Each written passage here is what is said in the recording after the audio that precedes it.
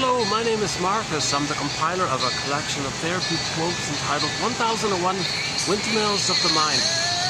A collection now with over 10,000 quotes taken from what's often called the psychodynamic or the psychoanalytic perspective. These are advanced self-help quotes. In pop psychology or in general self-help, it's often, unfortunately, it's often too vague. Sometimes it's kind of trite, honestly speaking, some people say, and many times it's not even correct.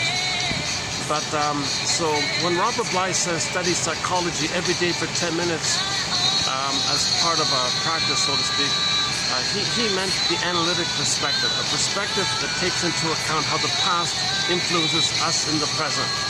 As analytic, you're studying that. What you're doing in the present, how is it a replay, a reenactment, a reflection of the past imprint, psychic stencil, psychic template, internal working model based on implicit memories, procedural memories. So the baby has to record his experience to survive. He's got to understand what's going on. Who's he? Who's the mother? What's going on here? How does he cope? He created deep, deep existential conclusions. Human connections lead to neural connections. The interpersonal leads to the intrapsychic. And this internal working model, or intrapsychic model, endopsychic model, whatever you want to call it, it's sometimes called unconscious fantasies, unconscious motivation. It's kind of driving us because our life force is diverted in there. It's sent in there because it's unresolved. There's a problem there. Mother hurt us, we're in pain, we don't know the pain, but we want to get out of the pain, so we repeat, hoping for a better past. But the problem is there is time, but that part of the brain doesn't know time. Iguanas don't know time. That part of the brain, the survival part of the brain, doesn't know time. The amygdala doesn't know time. The brainstem, the whole old, ancient, original first part of the brain doesn't know time. But the memory's there, the recording is in there, the model's in there, the psychic stencil's in there. So you're quote-unquote jinxed, cursed, possessed, whatever. It's called arrested development. It's called trauma. Okay? So the trauma means we want to get out of it. Repetition compulsion. So the system wants to get out of it. So we repeat so we can observe and get the story, so we can recognize the present, not the past. But if we don't have that conscious, if we're not mindful of it, then that part of the brain thinks all time is that time. So it's just repeating. The only way to get out of this kind of thing is to shine a lantern on it and recognize that's from the past. That's the antecedent. So for example, when you're triggered, when something reminds you of that past trauma, those old feelings come up. It comes to you viscerally in sensations, stress, and so on.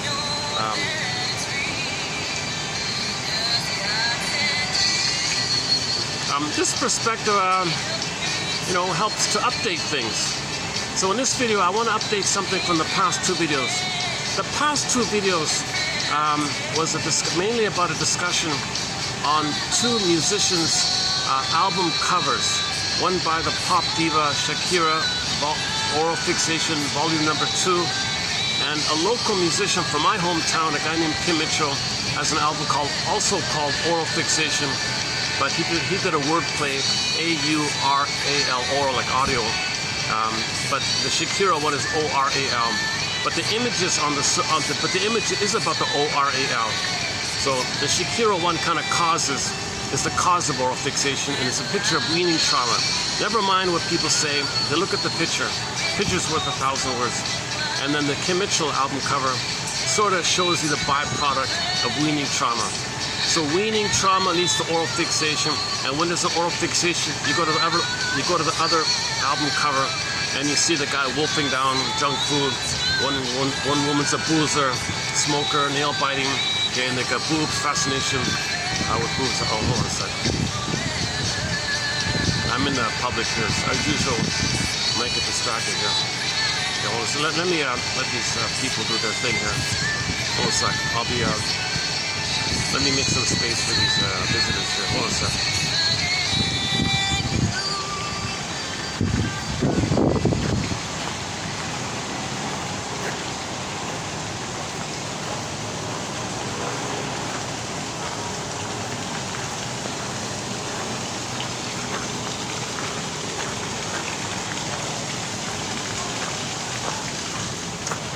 Let me keep an eye on my stuff here. You never know. Oh, okay. We can go back. All right, hold on.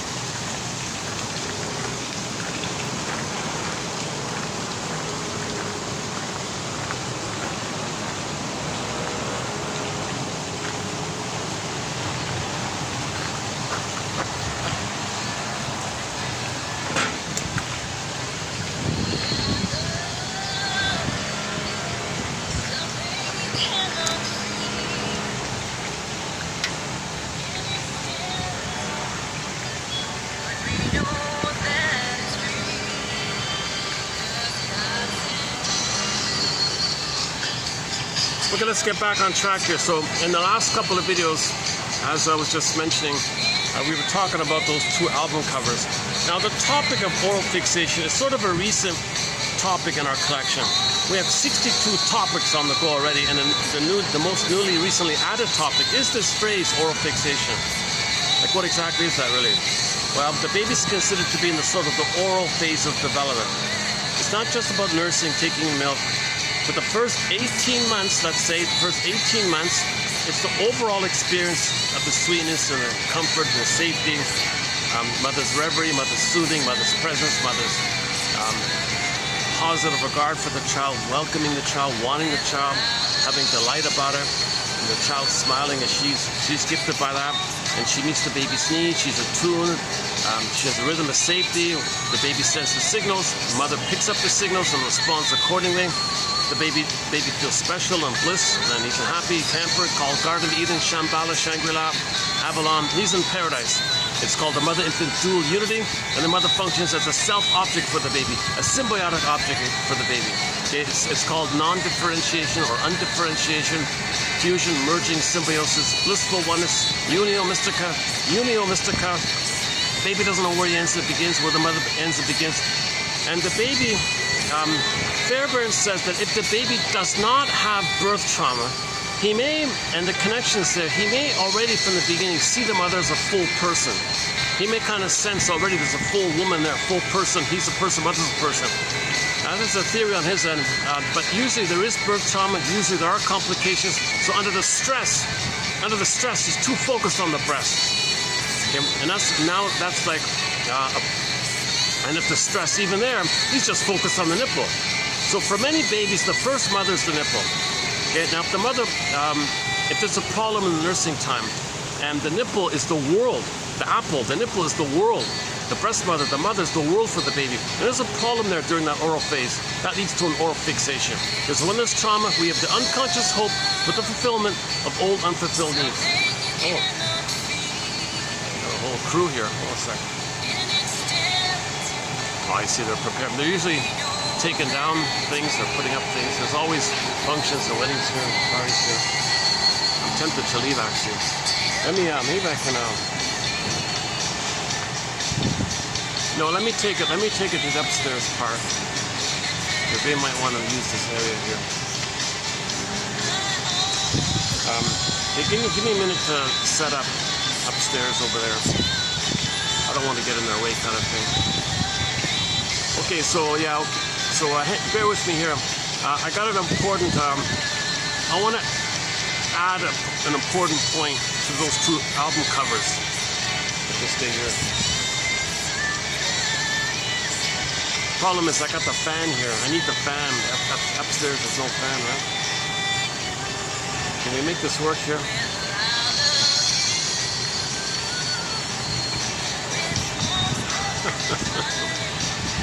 Okay, let me get used to all the activity around me here.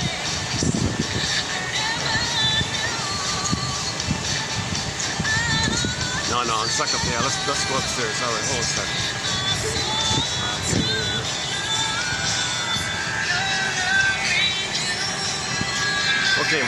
Okay, hold on, Tracy. Bone, hold on. We'll continue with the song in a minute. Give me a minute to move it upstairs here.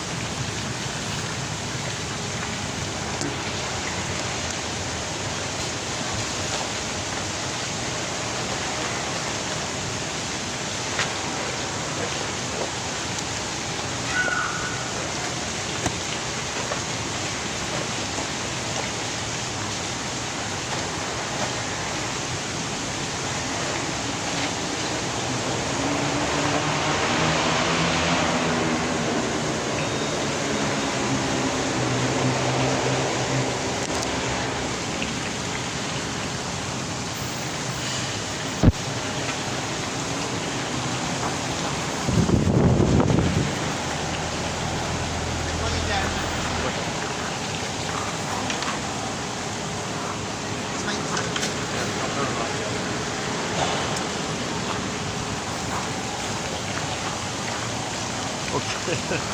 I'm gonna go upstairs. Is that okay if I go upstairs?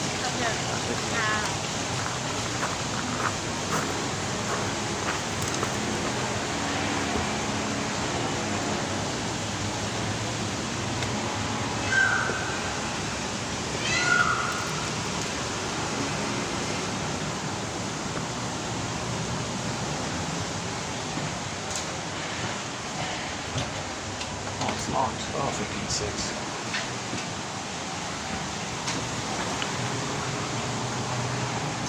To do it here then. Oh man, there's no breeze here. Jesus. It's either this or...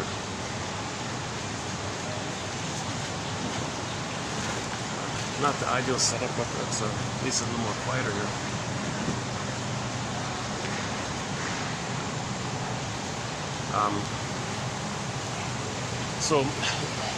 Generally speaking, the consensus is the baby thinks he owns the mother, the breast mother. He owns it. It's a part of him. He's one with it. Again, undifferentiation. He doesn't understand psychologically who he is, who's the mother. Is the mother a person separate from him? He doesn't know that yet. He's in a state of solipsistic bubble called narcissism, primary narcissism. It's all about him. Everything is for him. He's entitled. He gets fed. He doesn't have to give or do anything. He just receives like that. Fair enough, obviously. So this, by the way, in the Greek myth, this is symbolized with when Narcissus looks into the pool of water, sees the reflection, that's all he sees, spellbound, stuck, and he's like that. So the baby's in that spellbound, all about him. It's a blissful feeling. So Narcissus, they say he was in love with himself. He's in a blissful kind of place. So the baby's in a blissful kind of place. Garden of Eden, Shambhala, like that. So the myth gives you an image of psychology like that. So the baby is like that Narcissus myth, right? Now, if there's a problem in the symbiotic stage of development, the oral phase stage, up until 18 months, okay, then it's unresolved, it's unfinished. The baby was quote-unquote unripe. Like an unripe fruit being plucked from the tree prematurely, the fruit's going to be bitter. So if that happens to the baby, likewise, he'll be bitter. He'll be angry and bitter. The fruit, when it's ripe, is juicy, delicious, lovely, and so on. The baby needs to not experience weaning trauma, be able to maintain the nursing and the oneness, and then when he's ripe, at 18 months, he can start to leave the tree, so to speak, leave the mother, so to speak. So then he'll be a loving, juicy, kind, full of feelings. Juice means feelings, let's say, so on, yeah. So he'll have the juice of the feelings and the sweet feelings. He'll be a sweet person, let's say, or a kind person, loving person. If just like when the fruit is ripe, it's delicious and all that, if the baby is not removed from the breast, if the fruit is removed from the stem, so you got the fruit, stem, tree. So take that image. It's a metaphor I picked that up from Mr. Lowen there in his book called The Language of the Body, 1958 book. Just discovered it. It's funny, I just found that metaphor, and then like 2 weeks later, I saw that Shakira album. It kind of fits in like that. So you take the image of the tree, okay? So there's a branch there, part of the tree, and there's a stem, and the stem is a fruit. If you leave it alone, the fruit is blossoming and growing and developing, and then it becomes sweetened, and then it falls off. That's the natural state of affairs. That's a natural state of affairs, all according to nature. Nature's designed like that. Likewise with a baby. Okay, imagine the mother as the tree, okay, the breast and the nipple being kind of like the stem, and the baby suckling and nursing. Okay, that's the fruit, that's the baby. So fruit, baby, stem, nipple, breast, okay, tree, mother. Just have it like a parallel kind of imagery. So just as the fruit needs its proper time, the baby needs his or her proper time in the nursing time, in the oral time, in the oral phase. He needs that proper time. Now in that proper time, okay, it's not just about milk, it's about a rhythm of safety, mother's consideration, mother's tenderness and sweetness and a lullaby. She's there hugging the baby, skin to skin contact, natural feeding, nerve lines, loving gaze. It's the whole oral, it's the whole atmosphere of love for the baby. And that's the feeding, just like the fruit is being fed, okay, through the stem to the tree, the mother to the breast to the child. So he needs that kind of thing. Then he'll naturally quote unquote drop, like wean himself. Just as the fruit falls down naturally, the baby will no longer need that phase. Now that phase is generally 18 months, but it can vary a little bit. Some babies might need a little longer, some might be a little shorter. Usually it's 18 months, this kind of thing. And there might be a transitional thing, but anyways, around 18 months is considered the oral phase. And 18 months is that time when the child thinks that he owns the world. Everything is him, he owns it all, he's one with everything, he's entitled to receive. So he's in the narcissistic entitlement place. All about him, center stage, everything for him, entitled. So there's no gratitude and affection or mutuality or care for others. There's no sense that if there's something wrong, he did anything wrong. He's entitled, so everything is entitlement. He can't do anything wrong, he thinks. If a person with narcissism does something wrong, they come from the baby attitude, well, I'm entitled. I can't do anything wrong. I'm an entitled little king god, and I'm entitled to receive. They don't understand the effects of the harm of their behavior on others. It doesn't register yet. So empathy doesn't register for narcissism, right? We all know that.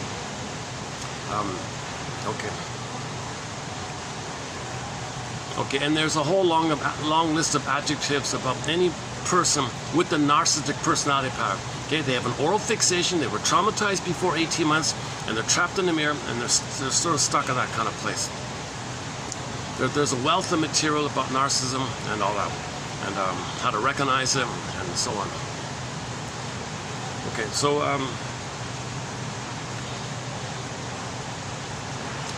so one of the features of oral fixation is it's already included that there's a narcissistic quality to it. Right? Okay, so let's dig up that image. Hold on a second. Let's bring up that image. Just give me a sec here. Okay, here we go. Okay, I'm going to show you the front cover of Shakira. Is the lighting okay here? Okay, so this is a pop diva. Now,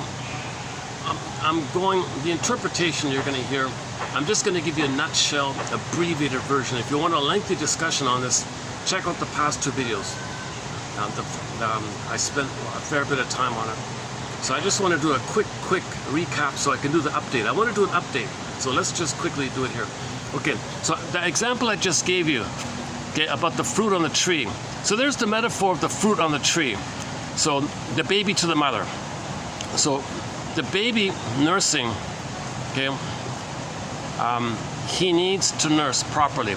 But if the mother pulls away the nipple, the apple's the nipple in this example, and the mother pulls away the breast, she pulls away premature weaning, the baby's craving, yearning. Mother, I'm not ready to fall off the tree here. I'm not ready to leave you. Now please bring back the breast. Please bring back the nipple. It's too premature here. I'm not ready yet.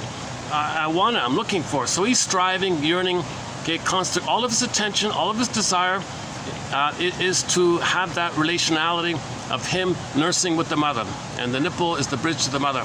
But the mother pulls it away. So the woman there functioning as the mother, she pulls it away. And yesterday we talked about why a mother might do that. Why would a mother pull away? Why would a mother prematurely give the baby weaning trauma? Why would a mother give their own baby weaning trauma? Okay, for discussion on that, check out yesterday's video on that one. So anyways, in this part here, so this is an image of weaning trauma. What you're looking at is weaning trauma. This baby is weaning trauma. Now first he's yearning. Okay, it may lead to the oral fixation. If this is not resolved, if this is frozen here, if this is like a frozen thing and it's never returned, he's going to spend his life yearning. Now that yearning, he can grow up with a constant search for symbols of mother, symbols of food. So mother and food are synonymous in the unconscious. So he may, so this child growing up may be a foodaholic, an emotional eater kind of thing, a drinker, smoker, gambler, and then the promiscuity area, an obsession with boobs, of course, if it's a boy. If it's a girl, she will use boobs to seduce others as power and self-defense. But anyways, okay, so let's just focus on the weaning trauma here for a second. So this is a weaning trauma. Now the name of the album is Oral Fixation. Where is it? Oral Fixation. Is it there? Oral Fix, is that it there? Can't quite see it. Okay, Oral Fixation. So they're telling you clearly what causes oral fixation. This causes oral fixation. What you're seeing here is the cause of oral fixation. This is the cause of greed.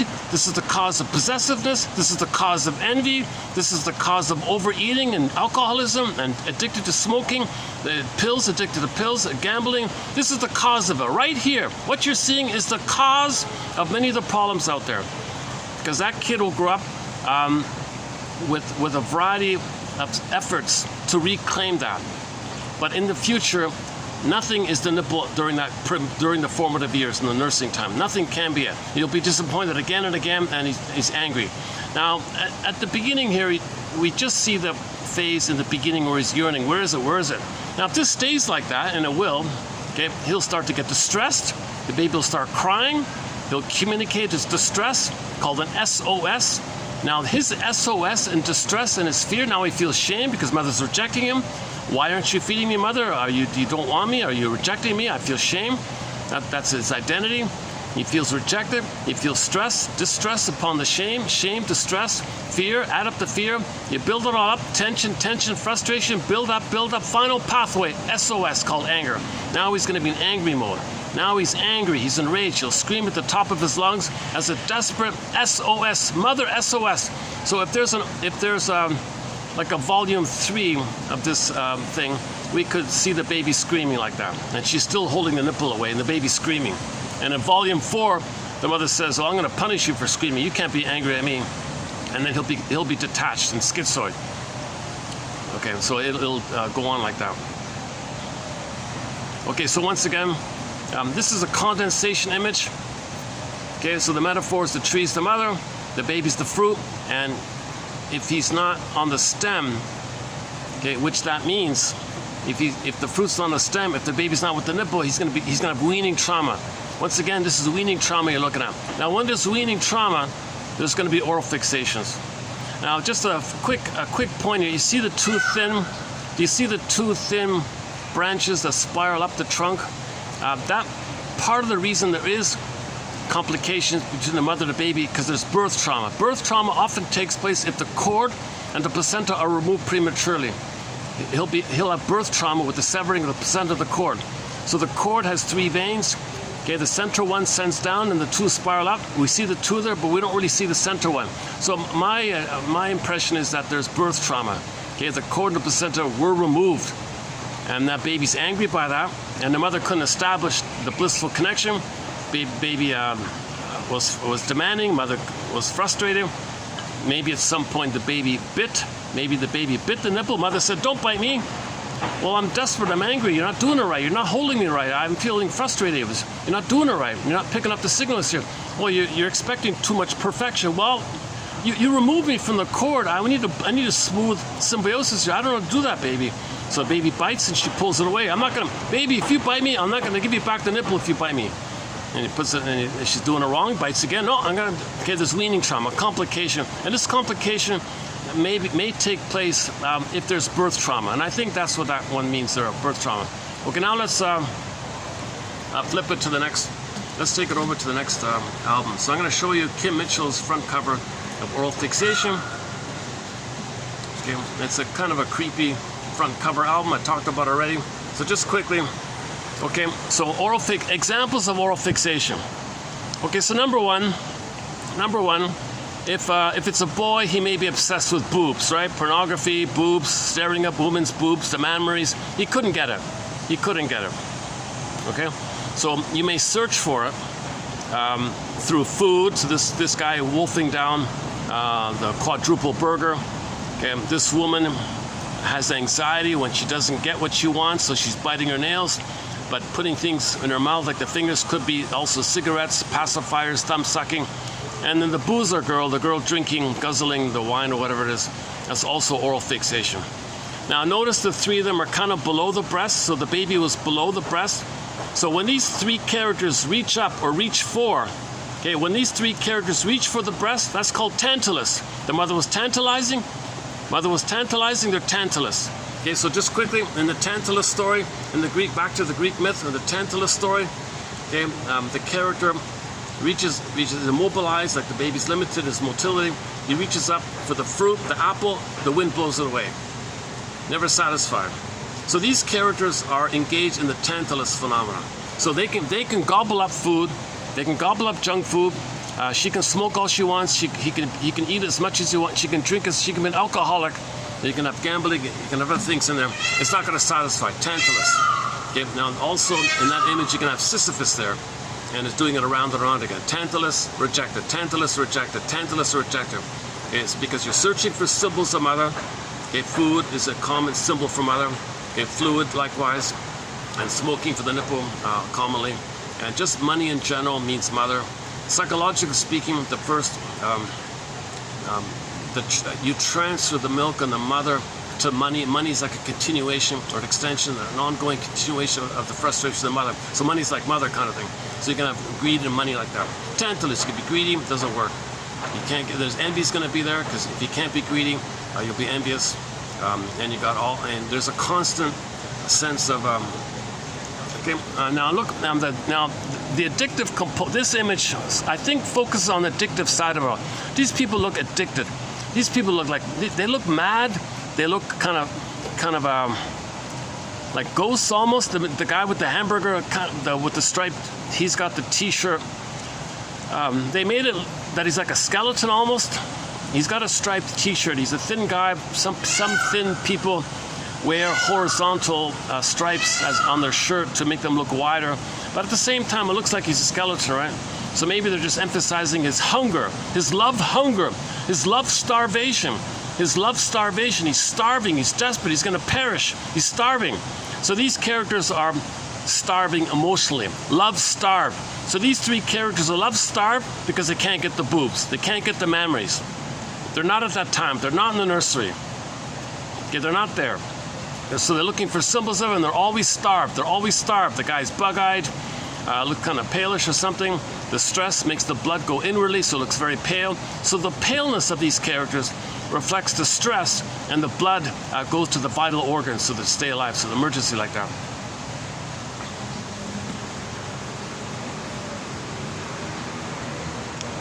Okay, so there can be an oral fixation when men obsess with boobs. Now, if in the case of the woman uses boobs as seduction, as power, as self-defense. So the mother hurt the daughter. She sees all men. She will transfer the mother onto all men. And unconsciously regard all men as the aggressor. So she's got to protect herself in self-defense against all men. How can a woman protect herself in self-defense against the aggressive all men that she believes the mother's the aggressor? She thinks all men are the aggressor like the mother. It's called transference and projection, externalization. She's kind of frozen there in a timeless place.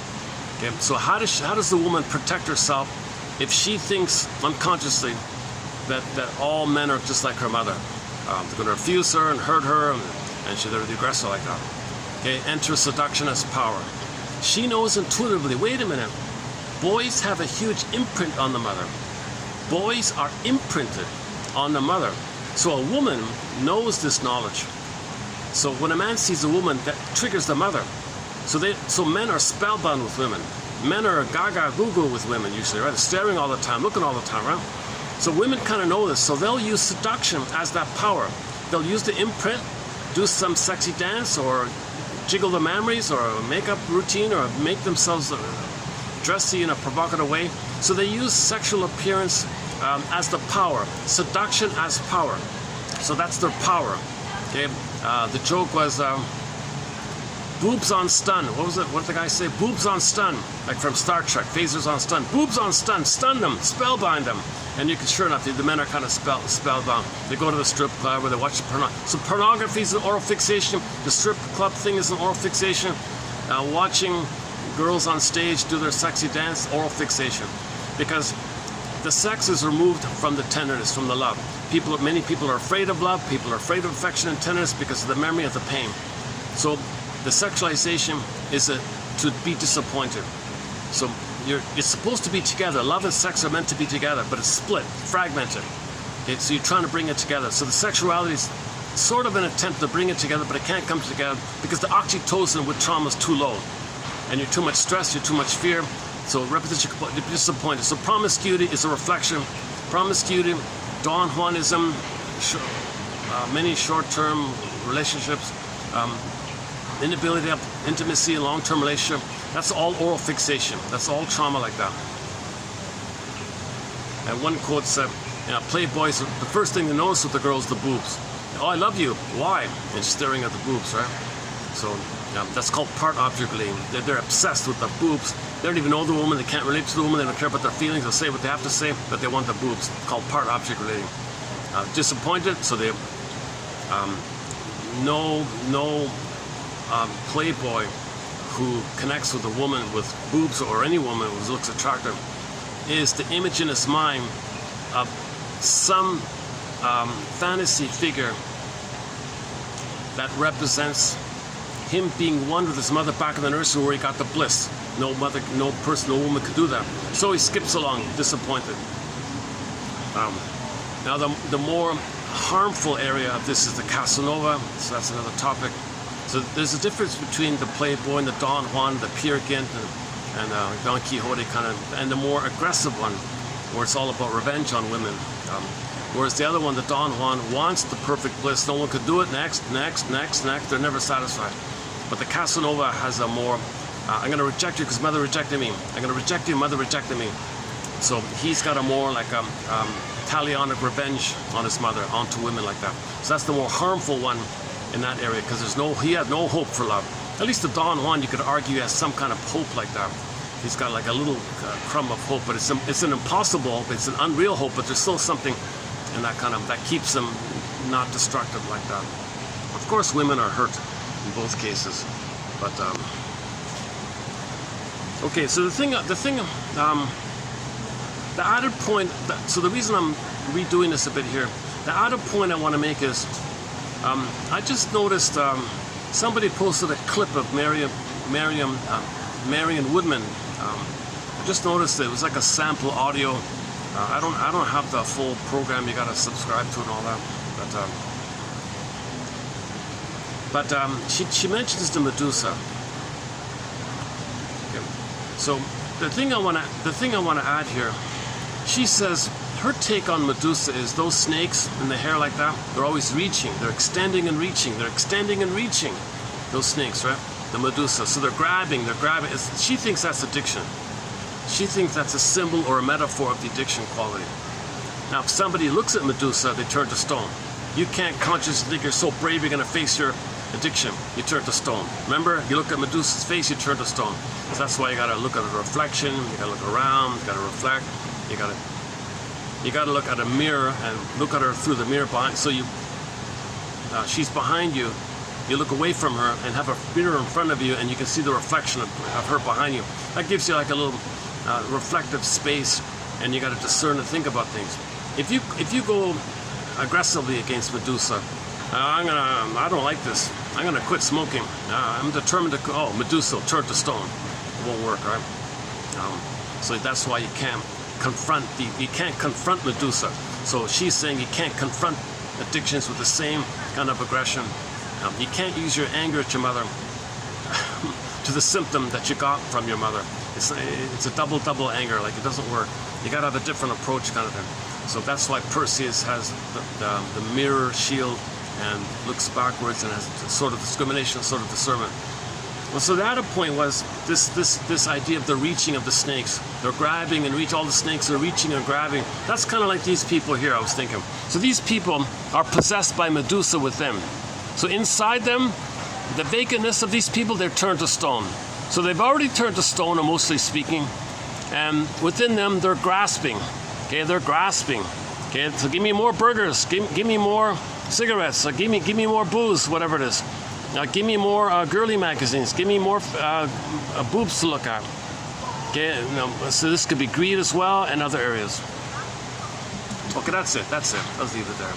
So that's an undeveloped added point there about the snakes being a symbol of reaching and give me more, and it's never satisfied. So she thinks the snakes and Medusa's here. Now remember, Medusa means mother complex. Medusa means mother complex. What's mother complex? You didn't get mother's love, a lot of pain, so there's a lot of focus on this area, a huge identification with her, and you even become her. So this whole complication is called the mother complex. If mother loves you, you can be yourself, you're free. But if you've got the mother complex, Play Bob Marley's song, emancipate yourself from mental slavery. None but ourselves can set us free. So how do we set ourselves free from Medusa? By the way, remember, Medusa's pregnant. So if you do face the mother complex, there's a lot of preliminary steps before that, but if you do face the mother complex and you resolve it by understanding why your mother did what she did, have empathy for her. The mother might have had an oral fixation. The mother might have been narcissistic and felt entitled to use the child. Okay, that's a whole area around that area. And when you parse out what your mother did and how you felt and parse it out, okay, then the Medusa image poofs away. Don't take these stories literally, they're metaphors. Okay, but what happens is the Medusa kind of dissolves away, and she was pregnant. The fantasy character was pregnant, and from the pregnancy, okay, you got the Pegasus. The Pegasus, the soul, the feminine element, with the horse with the wings. You feel embodied, the powerful horse, and the wings. You can fly, so you feel real and alive. You're embodied. That's huge. And the cryosaur is like your ability to put your feelings into form. It's the masculine, feminine, masculine. Okay, yin and yang. Okay, so like the moon and the sun, night and the day. So the feminine and the masculine. So the feminine is the soul and the Pegasus, and the masculine is the yang and the doing. Your doing is meant to come from the feminine. Okay? If you don't have the feminine, then your doing is whacked. Played Kirsten Wilson's speech a couple of days ago. Kristen Wilson's speech. So Woodham's line is, the wounded feminine leads to the distorted masculine. You know? So your doing is meant to come from the feeling place, the embodiment place. Remember, the feeling's in the body, so it's called embodiment and soulment. So when you feel like a horse, the horse is strong and embodied, so they would use the horse for that in that example. Okay, now the cryosaur can take different forms. The expression of your feelings can take different forms. So poof, the cryosaur could be the muses. And each of the muses rides the Pegasus. So when you're coming from your feelings, whatever you do from your feelings is ethical, moral, virtuous. It's great for everybody. Everybody's common, and it's the person shining his beauty, his light, his beingness. Everyone's better off like that. So we love being. I think it's safe to say everyone loves to be around people who are embodied. You feel calmer in their presence like that.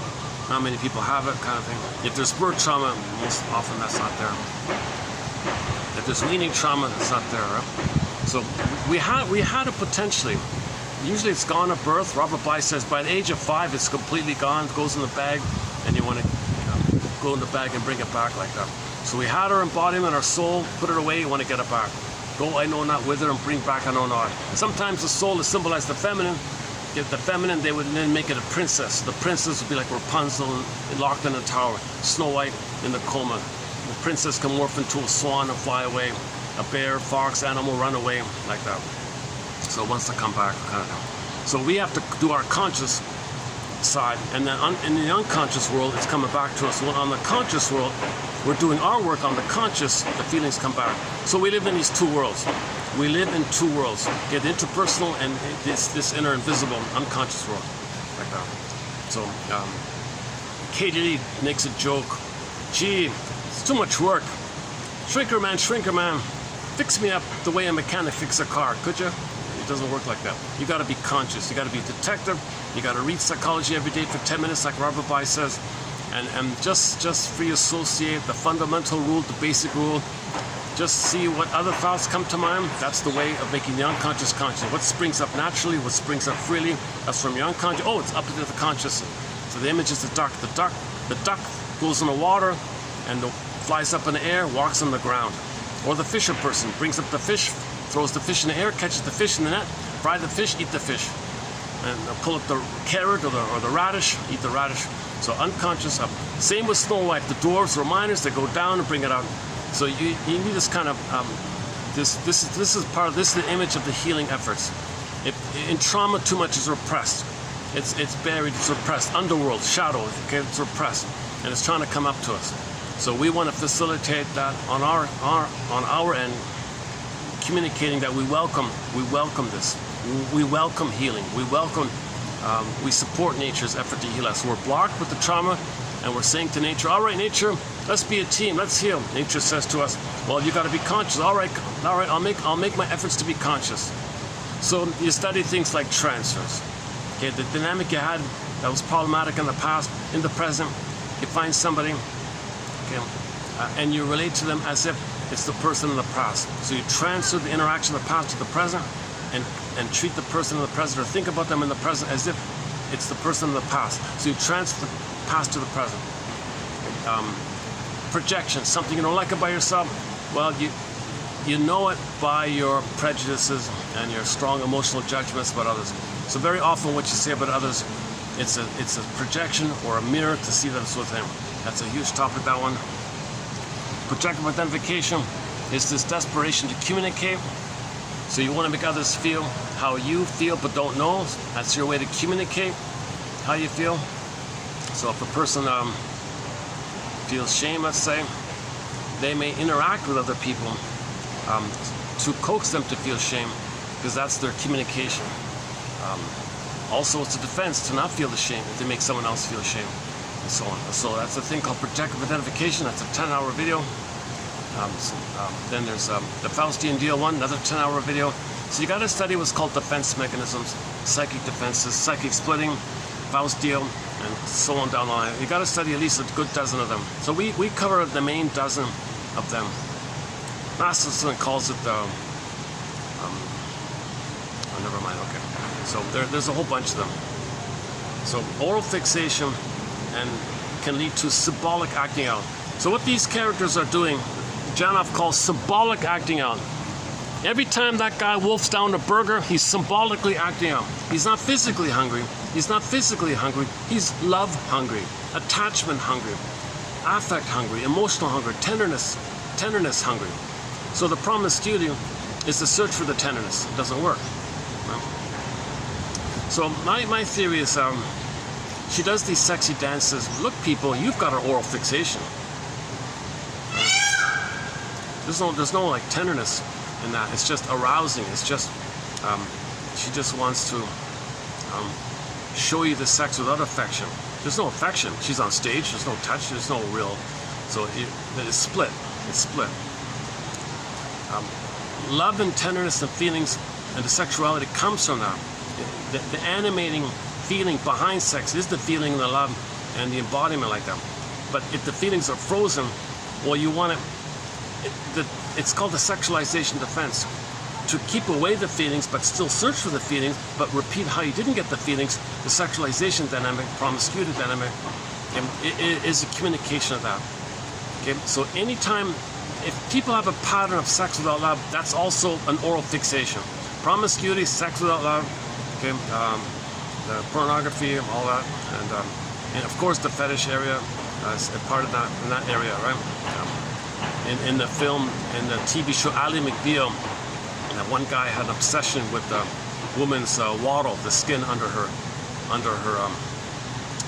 chin. If an older lady had flapping skin under her chin, he was spellbound. That's the sagging breast. He was spellbound. He was obsessed. He was so excited. So that the fetish area, that's code for he's still looking for the mammary. So that guy in Ally McBeal, okay, he's staring. He saw the mammary. That's kind of like the breast area. Similar idea. So he was obsessed with breasts, right? So if men are obsessed with breasts, I mean, like really kind of just really obsessed with it, and that's an oral fixation. Let me take a short perspiration break here. Hold on a second. Let's play a little song here. Maybe we'll play that other Kim Mitchell song.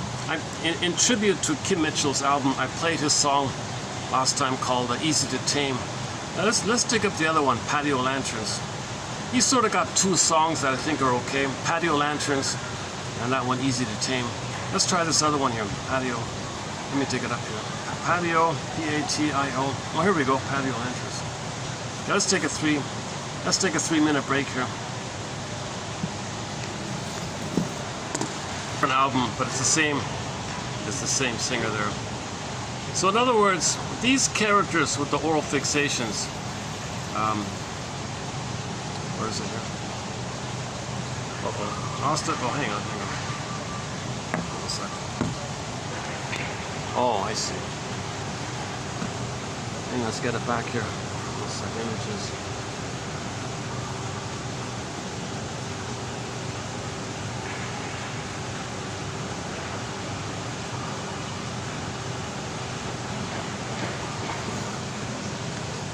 Yeah, okay. So these characters, okay, so there's only 3 here. Okay, the overeater, okay, the smoker, nail biter, the anxious one, and the drinker one. If they wanna face their addiction, okay, there's Medusa inside. Inside of them is the witch Medusa, grabbing. The snakes are getting longer and longer, so they feel like stone inside because they don't know how to deal with this. Maybe their attitude toward the fixation is helplessness or something. So these 3 characters, you know, you can have a guy at the slum, you can have any kind of addictive. Any addiction, any pill taker, that's oral fixation. Any gambler, any money, any greed area, any envy area, people who are very possessive and demanding, control freaks, OCD control freaks, that's all oral fixation. They want it all, they want to control it all. My way or your way, either or. Psyche splitting, prejudice is an oral fixation. So many things are based from the oral fixation. Okay, the negative slogans, negative humor, sarcastic, sardonic, black humor, that's the oral fixation, all the rage like that. All the anger and rage and hostility and frustration, that's an SOS for love, the cry for love. Because remember, the fruit was plucked prematurely, they were bitter. So the baby was prematurely weaned, likewise plucked, they were bitter. So any kind of bitter personality, narcissism, bully pattern, Iago pattern, other cynical patterns, okay, that's the oral fixation like that. Now, the image of the Medusa, this can take so many forms. The Minotaur, the sea monster, the Cyclops, any kind of scary entity that's large and enraged and wants to gobble you up. Okay, that's the picture of the oral phase. The gobbling, the cannibalistic images of these characters, that's the gobbling. So the images, the mystic fairies of the cannibalism, that's the gobbling, the oral, baby's in incorporating phase, taking in phase. He's enraged, so those monsters are enraged. So you got to, and the monster, because the baby's small and passive, mother's got all the power. She's many times bigger than the baby. And how the baby feels, the mother feels. What the baby needs, the mother needs. Things like that. So in the primary mentation, okay, you take the baby's feelings of rage, oral rage, oral greed, oral desperation, and whatever impression of the mother, there might be some big thing. You shake it up, put it in a mixer thing, poof, you got a Medusa kind of character, or a Minotaur, whatever. So when you're going to face the Minotaur, you need a thread. So that's like a guide. So that's why I read 10 minutes of this stuff every day. It gives you a guide. It doesn't cure you. It's a guide because when something's happened, oh, I read that quote, I know what it means. It clicks. It gives you a little inspiration, a little hope, the understanding of what's going on. This understanding is called narrative medicine. We got to get our story. We got to get our history. Remember, history repeats. So if we don't know our personal history, we keep repeating. So to stop repeating, you got to get the history. How do you get the history? Well, inferences, okay, 3-point interpretations, studying defense mechanisms, dream interpretation a little bit, and Lowen says you better loosen up some of the muscles. Alexander Lowen says you better loosen up some of the musculature to allow more breathing. There's more breathing, more oxygen, more feeling. If you have shallow breathing and you're constricted, that's because you're afraid to breathe, because the musculature is frozen panic, frozen fear, frozen anger, and the person walks very stiff. And sure enough, that singer Kim Mitchell does walk like a matchstick. He's very stiff, and very straight, very stiff like that. So Lowen's theory is that if a person has a lot of musculature armor, stiff, things are very hard, frozen shoulder stuff, things like that. That's frozen fear, frozen panic, and it goes in the body, it's frozen there. So analytic ideas might usually not be enough to loosen your muscles through the safety of the understanding. If you're on your own, it's probably not going to happen like that. There is spontaneous healing, but that level of safety, you need a helper like that. Then the muscles might loosen up on their own when you're interacting with someone, with a caring witness who understands this. But if you're on your own, maybe you need to loosen the muscles like that. So Lowen's all about loosen those muscles a little bit, just bit by bit, because feelings will come up when you do that. Remember, the body is freezing your feelings and your trauma like that. So when you loosen things might come up. So it's a real delicate work to bypass the limitation of your theories of understanding, because we don't fully know the exact way to articulate, to formulate, to poetically put it in words and with full formulation, full construction of what happened. We don't have that kind of specific, precise vocabulary. We're trying, we're searching, we're grasping like that, right? So enter all the playwrights and the poems and the novels and short stories and myths and fairy tales and analytic quotes, and so we're trying like that, right? So Lowen is saying to help the process along by loosening up some muscles, because then more will come up to you if you loosen the muscles, because you're going to allow things will move more if you loosen the muscles. But if you do it too much, you're going to panic and it'll clamp up again. So it's got to be gentle. So he recommends the gentle stuff: Tai Chi, gentle yoga, Yin yoga, okay, moving meditation, flowing meditation. So the dance should have like a flow like that. See, the sexual erotic dance is because the person doesn't have the flow, the feeling in the body. So the tantalizing, you see, if the person does have the embodiment, the dancer would be like a flowing. They'd flow like bamboo or something. They'd flow like, there'd be like a natural flow, not meant to allure you in that area. If a person dances from their embodiment, it's a different quality than to arouse you like that.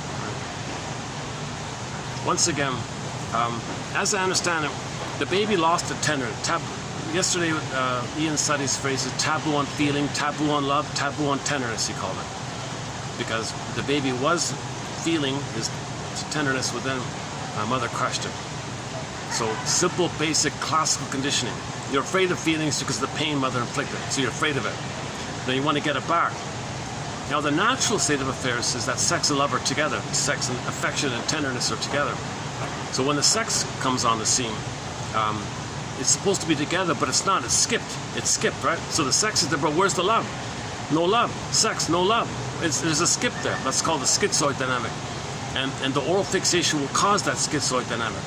So that's that's part of the explanation around the sex, the gap between, or the disconnect. Schizoid means disconnect, right? If there's a disconnect between feelings and your behavior, that's a schizoid dynamic. Schizoid dilemma, schizoid defense, schizoid area like that.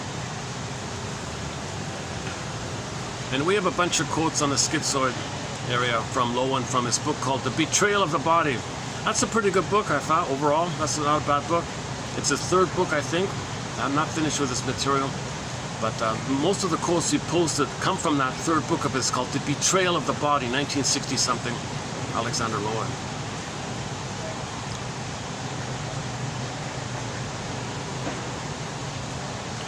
Maybe I can dig that up. Let's see if I can dig up that clip. It was some kind of a, hold on a sec, the Merriam-Woodman, someone is promoting the book club, so they gave you a little sample clip. Hold on a sec, Merriam-Woodman. I was looking for an audio copy of her book, The Addiction to Perfection. For a period of time, it was on there. They removed it. I can't find it. So then accidentally found this clip at first. Where is it? Yeah. So this topic about the Medusa, I think it's in that book. The Medusa one.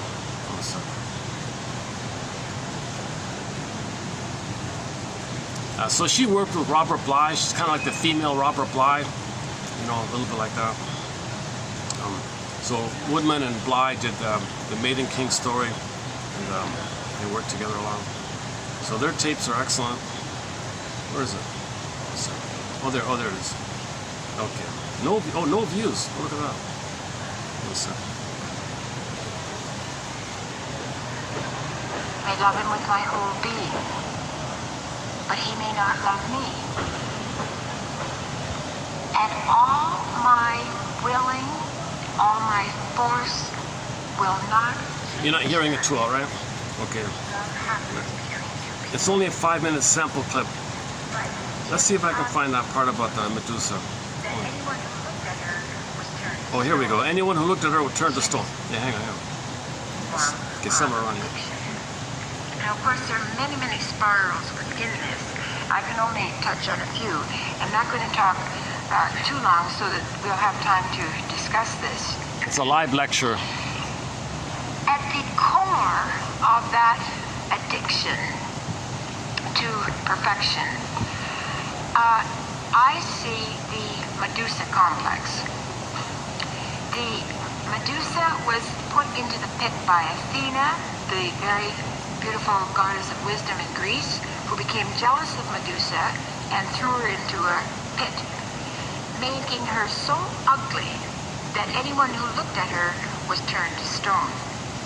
She had these snake locks that went out and just went for more and more and more and more. Yeah, I want. Yeah, there it is, yeah.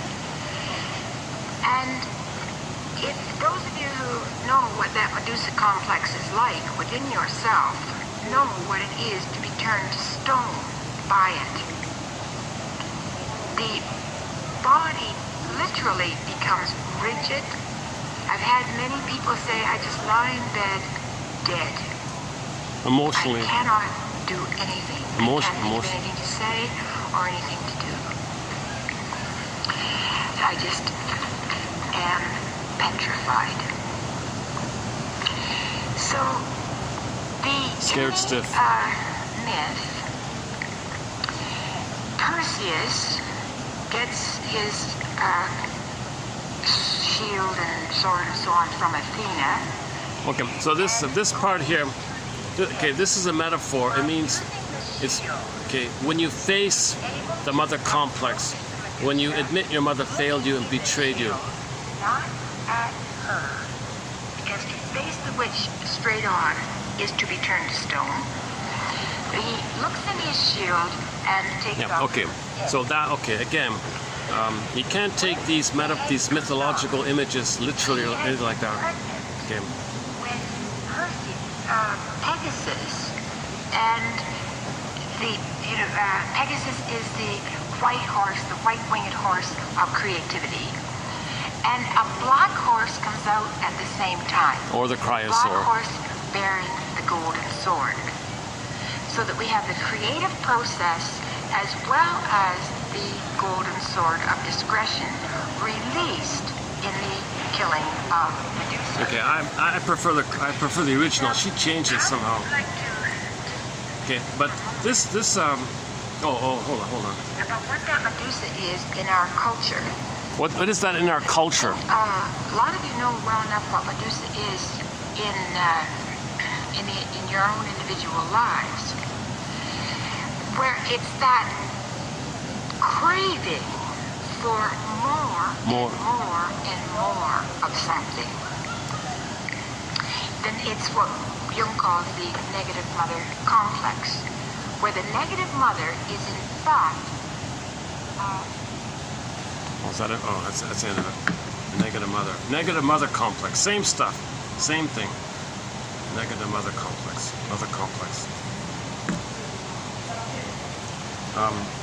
Okay, so what the practical thing here, or the jargon here is the greatest hurt of all. Mother failed me. When you admit that, you're facing the Medusa. You're facing the Medusa when you admit mother failed me. Mother betrayed me. She used me. She felt entitled. Your mother's rights. You take care of me, baby. My mother didn't take care of me. I made you to find me. I didn't find myself. I never had my mother come for me. So you do that for her.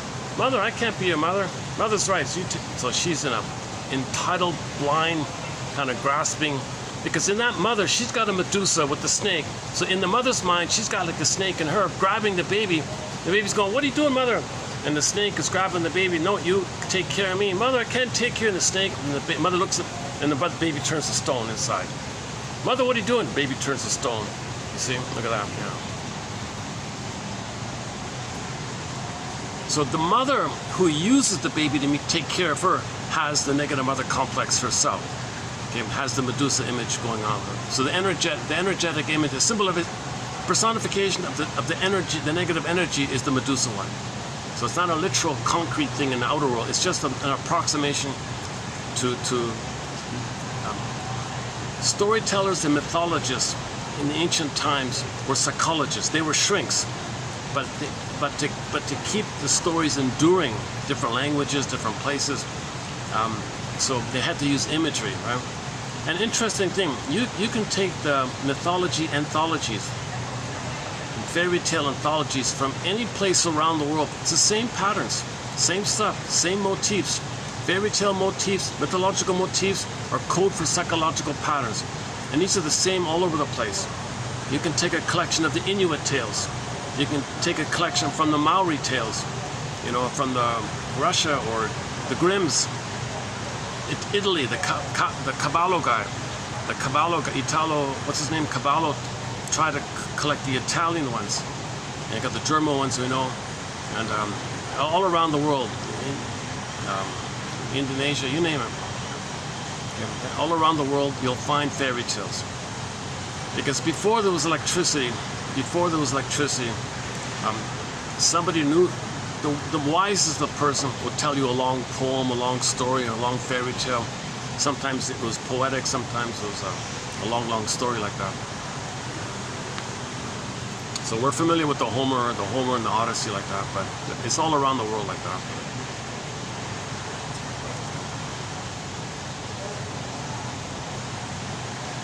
You can't apply aggression to yourself.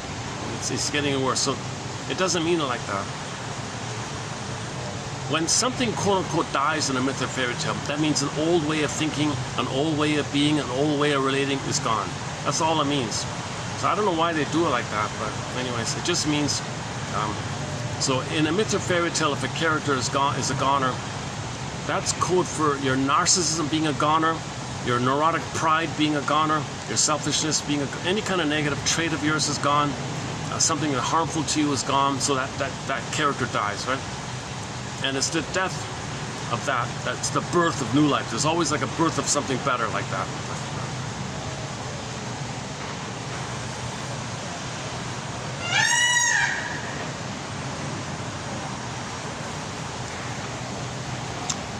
Let's get the Tracy Bowen music back up here. Hold on a sec.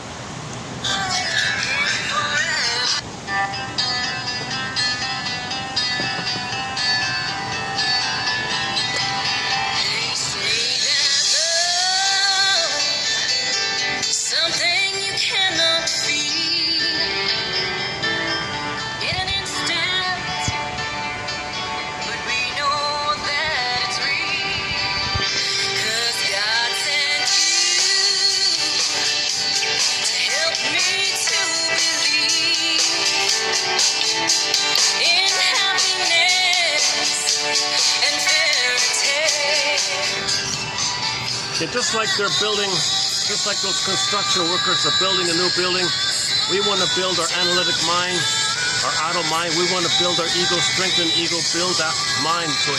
And then when that building's finished, it'll house people. So when we build our analytic mind, it'll house our feelings. Likewise. Sweetest surprise. The sweetest surprise is when our feelings come back to us. When we resolve the mother complex and Pegasus comes on the scene and we get the Pegasus, well, that's a sweet surprise to start feeling. You had it, you lost it, want to get it back. That's what the whole therapy idea is about. We had it, froze it, gone, exile, want to get it back. Monomyth, hero's journey, second journey, midlife. It's called adult development. At midlife, it comes to your attention. So you investigate this and facilitate the return of your feelings. Facilitate the return of Snow White and Rapunzel and all. Facilitate that. So in the Odyssey, he wants to find home. Okay, the metaphor means he wants to find his inner home, his embodiment. Ithaca is his soul castle. Robert Bly's line is, we all live in a psychic house called the soul castle. You know, that's Ithaca in the story. And then Penelope comes back, your feelings. And there's the sweetest surprise. Healing is a sweet surprise. We don't remember consciously what it felt to feel real and alive. We feel like a stuffed rabbit.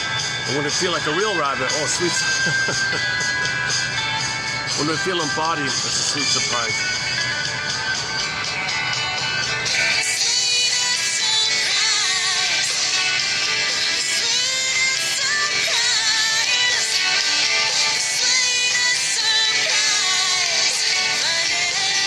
You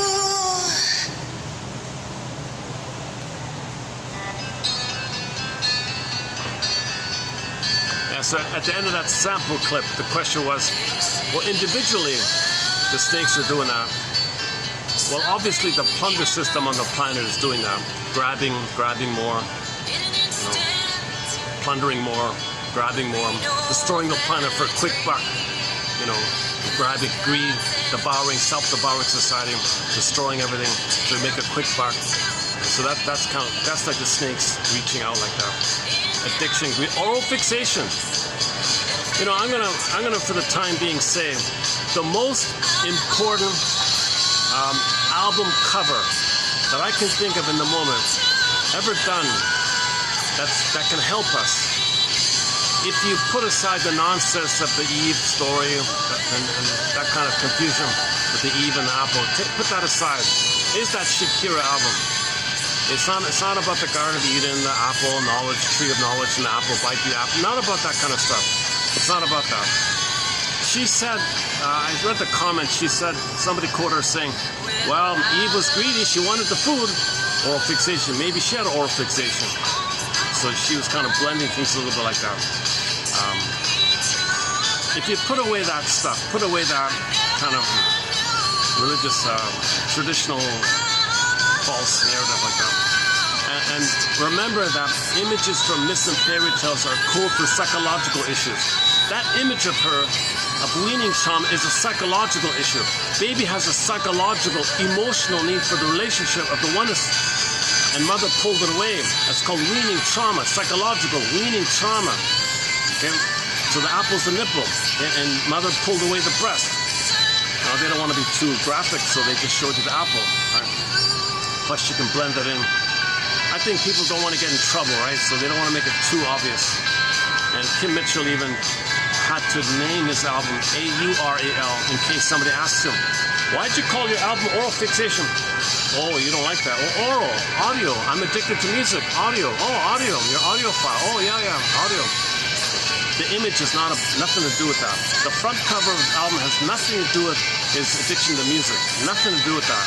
Okay, the gulping of the wolf burger, the triple burger, whatever, quadruple burgers, whatever they're called. The gulping of the boozer girl, and the man, the nervous smoker, and the nail biting one. So I talked about the nail biting one, the finger in the cigarettes and the cigars, pipes, and all that, and the thumb sucking, the pacifiers, because the nipple wasn't there. What an abuse! The baby's looking for the nipple. The baby's looking for the apple. See, back to that image. You still have it here?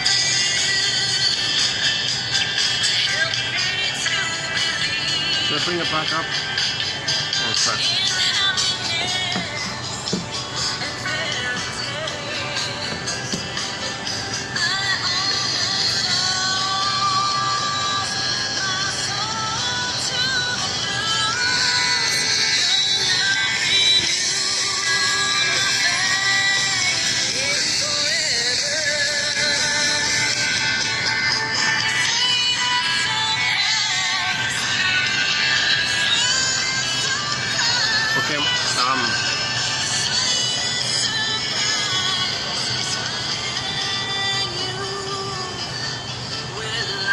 So, once again, this is the weaning trauma.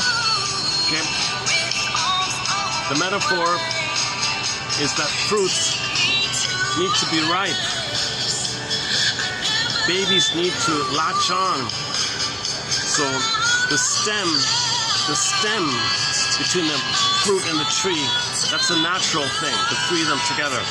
Well, mother, breast, nipple, breast, to the baby, natural kind of thing. But look what happened here. Look what happened here. That's going to lead to oral fixation. So that baby on the side there, if he doesn't get food, or if he doesn't get his food or gambling or addictive activity or promiscuity, if he doesn't get those defensive needs, symbolic needs, if he doesn't get it, he might be anxious and nervous, hence the nail-biting woman. So that's the anxiety one. Anxiety means your defensive needs are not met. Your symbolic needs are not met. These are defensive needs. Because the real need is to mourn that you didn't get mother's love. So you're not aware of it, so you cloak it over with defensive needs. So I think that's mainly about that. But that nail-biting woman is also a condensation image. Okay, fingers in the mouth. That's the thumb-sucking and the pacifiers. So if the baby, see that baby there, that baby's looking for the nipple. Mother, where's the nipple? What are you doing? Why are you taking away the nipple? What are you doing to me? Why are you taking away the nipple? Where's the nipple? So the baby is saying, where's the nipple? What's that baby gonna do? If there were like a second frame picture, the baby will turn to his thumb. Oh, he's got to use his own thumb for mother's nipple? What a betrayal. That's a huge betrayal. What a betrayal. The poor baby's so desperate. Like the image in the Kim Mitchell album, the skeletal, scary, addicted, desperate looking characters. The baby's kind of in that mode. Mother, I'm scared here. I'm dying inside. I turned to stone inside. Medusa, oh my God, where's the nipple? He turns to his thumb. What a betrayal. Or the pacifier. Oh, here's the pacifier. Here's the rubber thing. Same idea. Rubber thing, thumb. Man, oh man. Poor baby, right? And then the quote from yesterday was, the mother saw her son or daughter, I forgot. The mother saw the child thumb sucking and she was enraged. She felt insulted. She felt upset. She felt disgusted. She punished the child for thumb sucking. Don't thumb suck in front of me. I don't want to see that. How many betrayals are we talking at this point? I mean, I can't, let us count the ways. There's so many ways the mother betrayed. That's like another one, yet another one on top of it. The baby's saying, Mother, you didn't give me the nipple, so what am I supposed to do here? Well, don't thumb suck. I don't want to see that. You didn't give me the nipple, that's why I'm turning to myself here. What else can I do here? And the mother was punishing him for it. The more the mother punished the baby for thumb sucking, the more the baby identified with rejection. The more the baby internalized and identified with rejection, the more desperate he was for the thumb. She punished him, the more desperate he was. He became more and more desperate, and he was clutching in an extreme emergency to suck his thumb. And the mother was hurting him, and he was doing it more. She gave up. She thought she let her go, kind of thing. Finally, right? My God. So some mothers are really abusing psychological abuse like that. There's a lot of psychological abuse. Men, one quote said that men are kind of overtly aggressive, and women tend to be more passive-aggressive or psychologically aggressive.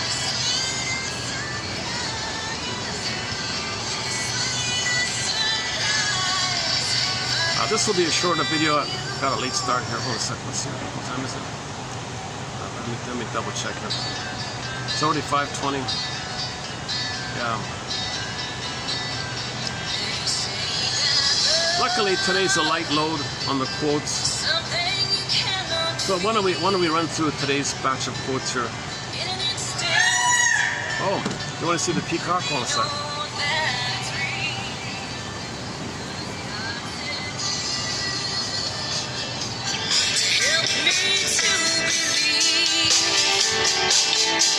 In happiness and fairy tales, I almost lost my soul to the blues. Your love renewed my faith in forever.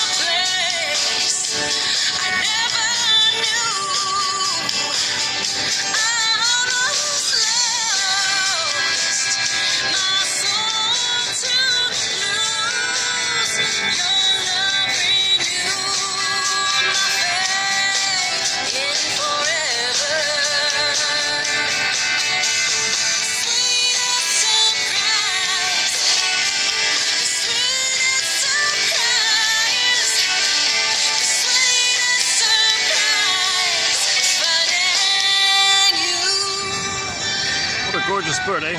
Wow. Okay, let's do today's quotes here. Maybe I'll change up the song for that. Hold on a sec. Let's play Tracy Bones' other song. She's got another song that I like. It's called Your Own. Is that right? One sec. Okay, let's get her song. called Your Own, I think. Just her and the piano. I just discovered Tracy Bone. She's an Ojibwe singer from the Ojibwe Nation up in northern Turtle Island, central North Turtle Island kind of area. Indigenous people, First Nations people refer to, for tens of thousands of years, it was Turtle Island, that whole area, those two islands. I don't know, Northern Turtle Island, Southern Turtle Island, I'm not sure. Yeah, I read that once. The northern part, they would all call it Turtle Island. And in South America, each language had a different term for the island there. So, but it was consistent with North America being Turtle Island. But Turtle Island was both. I think it was both, right, North and South. Okay, anyways, so let's play Tracy Bone. But they were a major first indigenous group for 20, 30, 40, 50, 100, maybe even 100,000 years. A major group had a rich, sophisticated spiritual tradition, dances, oral tradition, an incredible, rich oral tradition of stories. And some of them are saved, some of them have been saved. Most of them are probably lost. So let's not go into the story about them, the buffalo and all that. Jesus Christ. See, the buffalo, when that's the Medusa, right? Like Marion Woodman's question, how do you apply the Medusa snake reaching out, like on a broader scale? Well, look at that. You go there. You want to take the land. Well, how do you get rid of the people? Get rid of their food. So they took away their food. They died, starved to death. That's this Medusa thing.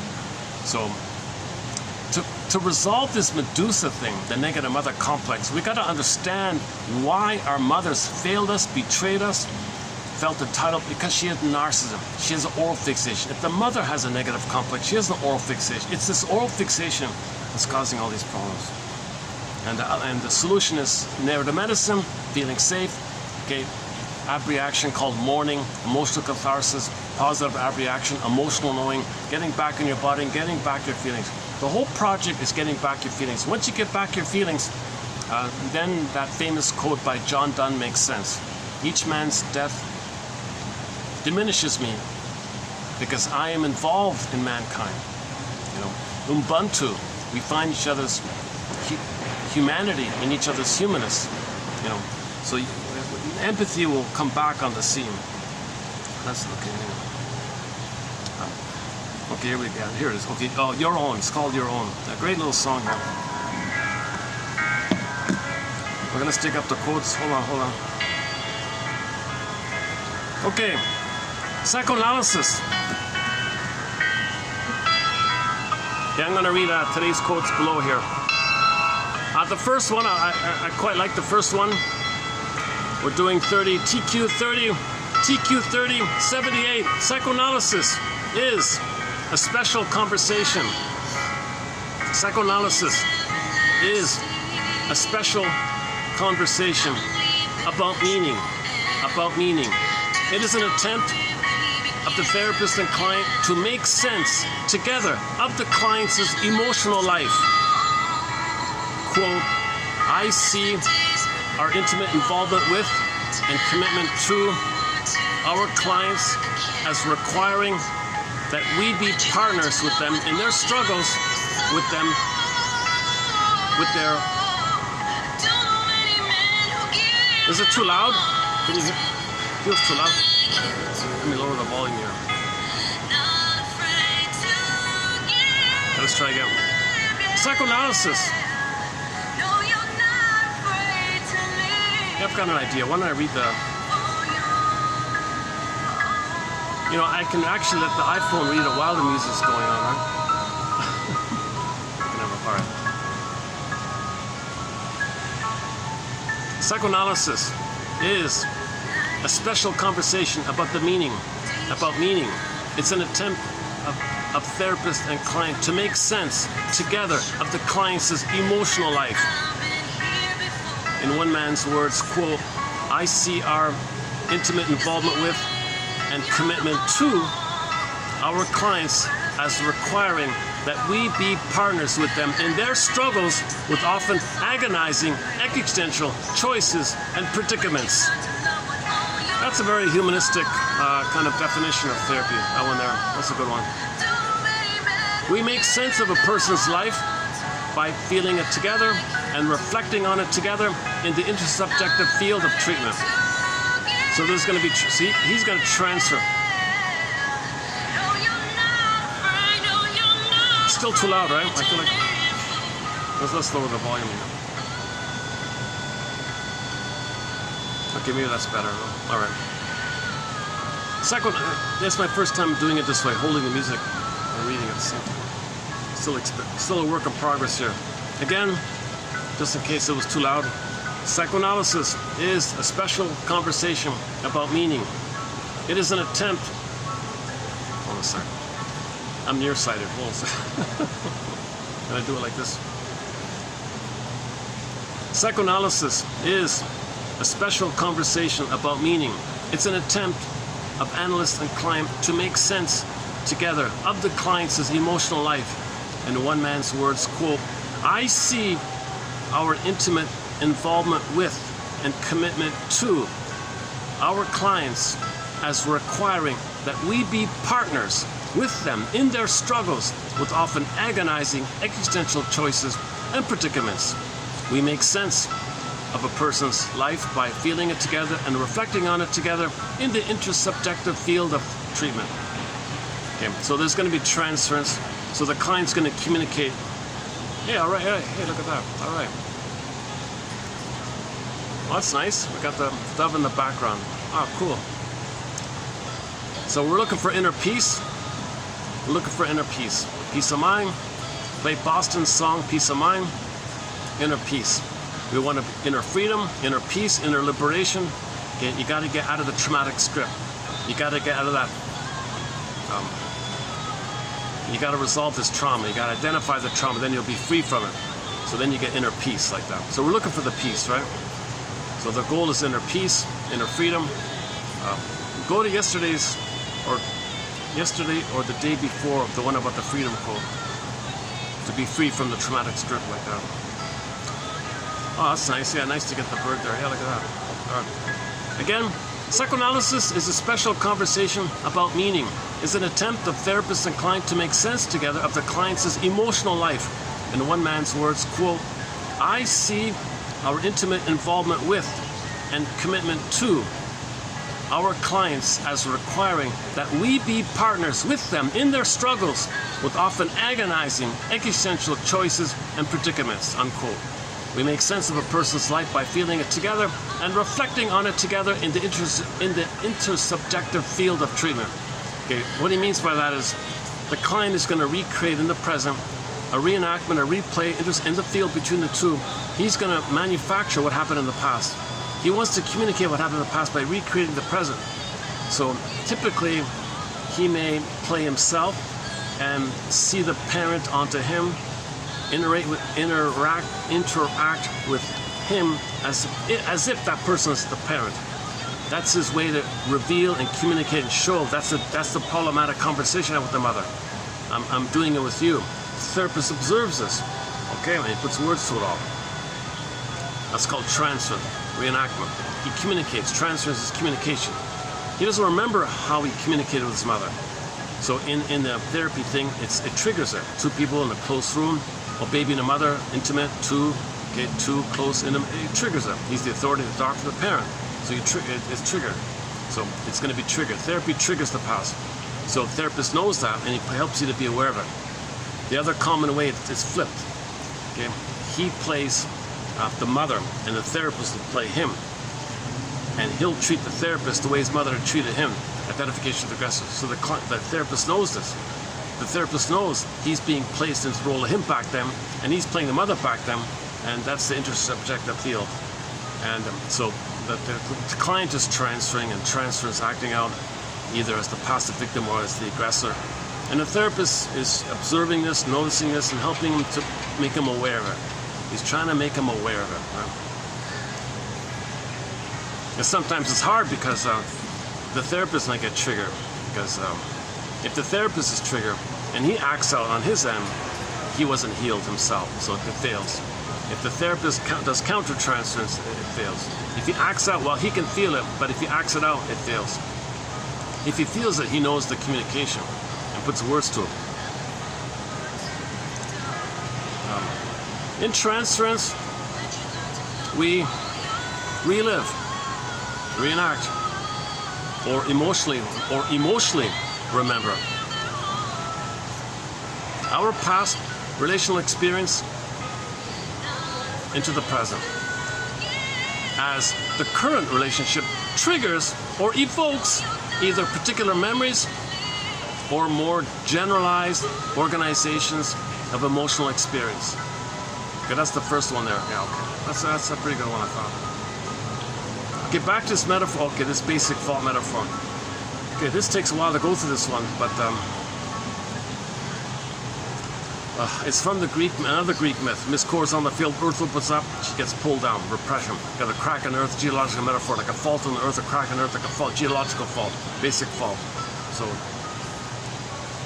it means something like you think there's a fault in the Earth. Miss Core gets pulled down, there's a crack in the Earth, it means there's a fault with the relationship, and the soul went away, called repression. And the soul can't be there because of the crack. So Dickinson says now the brain sends you endorphins called the swoon. So the swoon, so you're numb to it. You're in a stupor around it. You're a little bit drunk by it. Something's missing. You're hypnotized, spellbound. You don't know what's going on, right?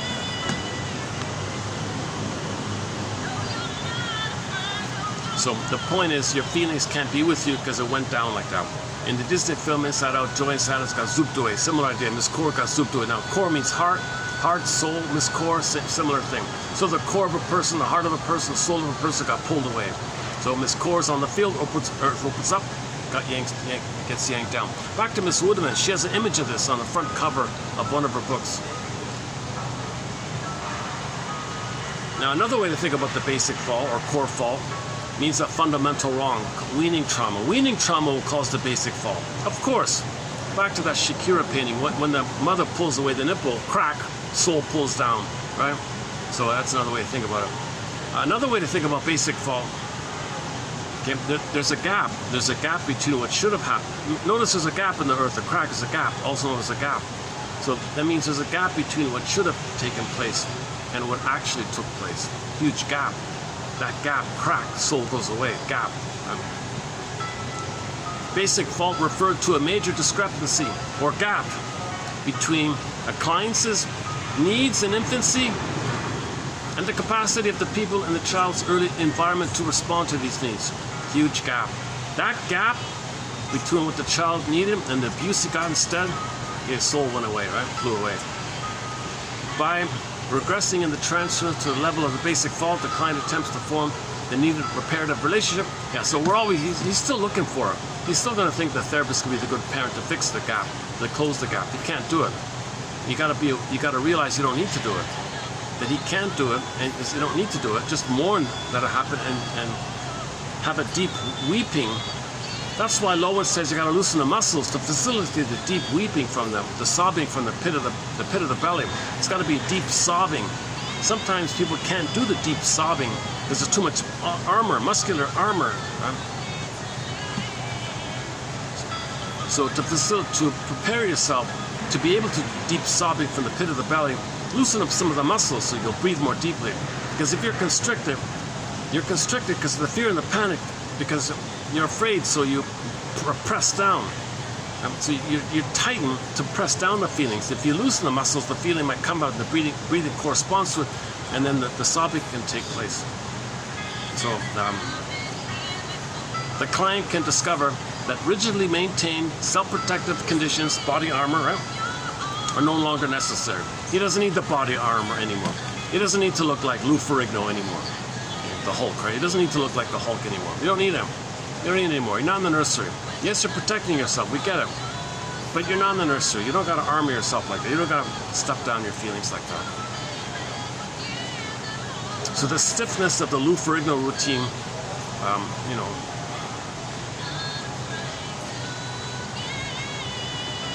it's defense. You know, people admire the defense because they wish they could be more defensive. Maybe they feel the pain. I want to repress my feelings further. Look at Lou Ferrigno. He repressed it so much. I admire that. You know. But he's not feeling. You know, Lou Ferrigno is probably the actor. Lou Ferrigno is probably not feeling. Is he still around? I don't know. He's proud. He's proud. Because he never has to admit the feeling that he was passive. He was never a victim. He's proud. It's all armored. Armor. Okay, and go to the Route 66 quotes in our collection here, 2550. Go to the, it's the first one. The woman with the mask one, that one there, with the arm, about the hermit crab. The hermit crab. Yeah, go to the type in hermit crab in our search engine. You'll find that quote. A lot of great quotes in that show. Hey, where's the bird? Hey, there he is. White bird, all right. Look at that, eh? It's nice to have a companion. I was thinking, yeah, it's nice. That's the first time I've had a companion animal like that. It could be, if I had a cat on my shoulder, maybe I'd get more views. My last 2 videos got no views. I think this channel seems to be shadow banned because if you do any kind of search on any of these topics, and we have the best quotes here, you won't find it. No search engine will lead you to this, so no one can find it. Maybe by fluke someone finds it. I don't know. If you know the specific phrase 1001 Windmills of the Mind, you might find it, or the channel's name, Psychoanalysis. Self-awareness quotes, you might find it. But who's going to find that? No search engine will point you to that. So if you're looking for quotes by Edmund Burglar, it won't take you to here. But we've got the best quotes here. If you're looking for quotes from your favorite analytic author, it'll never take you here. But we've got the best quotes from most of those authors. You know, it's a pity, right? It's a really great collection. I have not been analyzed myself. I'm not a therapist or a shrink or anything like that. I'm the compiler of the quotes. So I'm finding quotes. I post 10 on average. And on the read back, the odds are it seems to be that 1 out of 10 works. That's the peacock, right? That one there? It wouldn't be the dove or the rabbit, right? Like today, for example, we got one. What have we got here? One.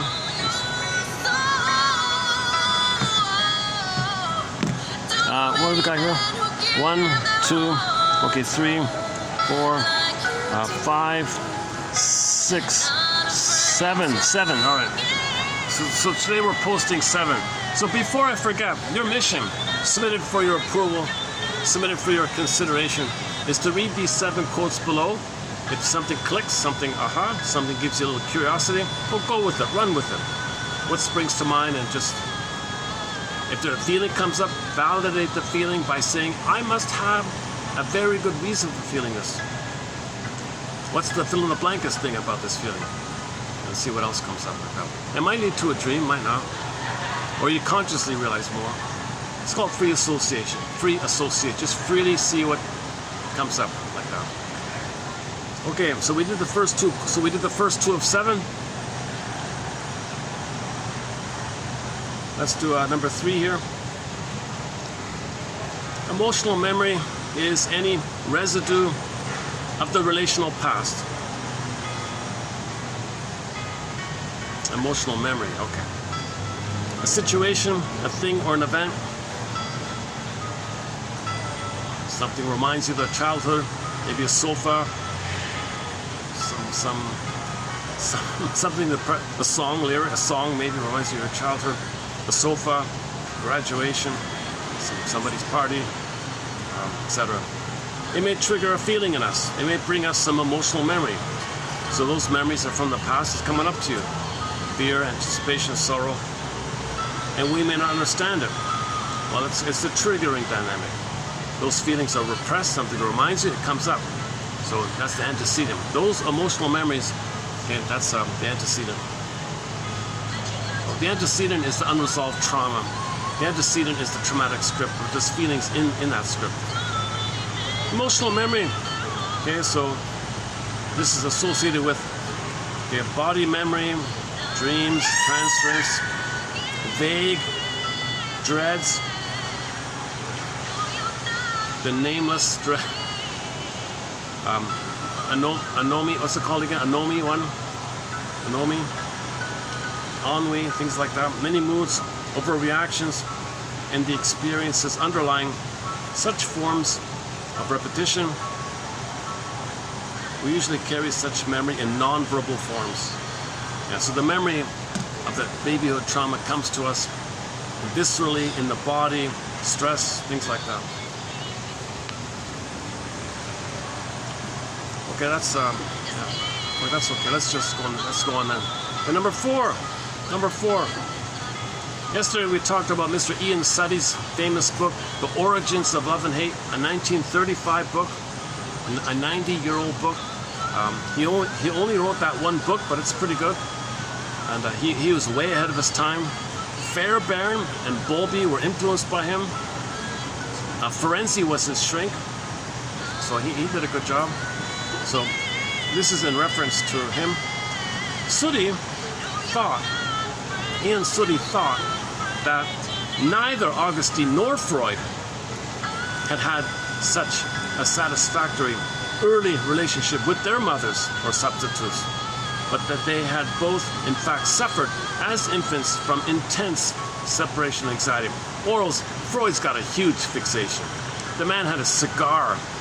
He was a chain smoker. It's amazing he lasted that long, but he was a chain smoker. He constantly had a cigar. He was constantly chomping on a cigar his whole life. It's really kind of amazing he can last that long. Wow. So Freud had a huge oral fixation. So he didn't want to talk. So because Freud had an oral fixation and didn't know it, he was hesitant to talk about oral fixation. He was hesitant to talk about mother-baby trauma. He was always focused on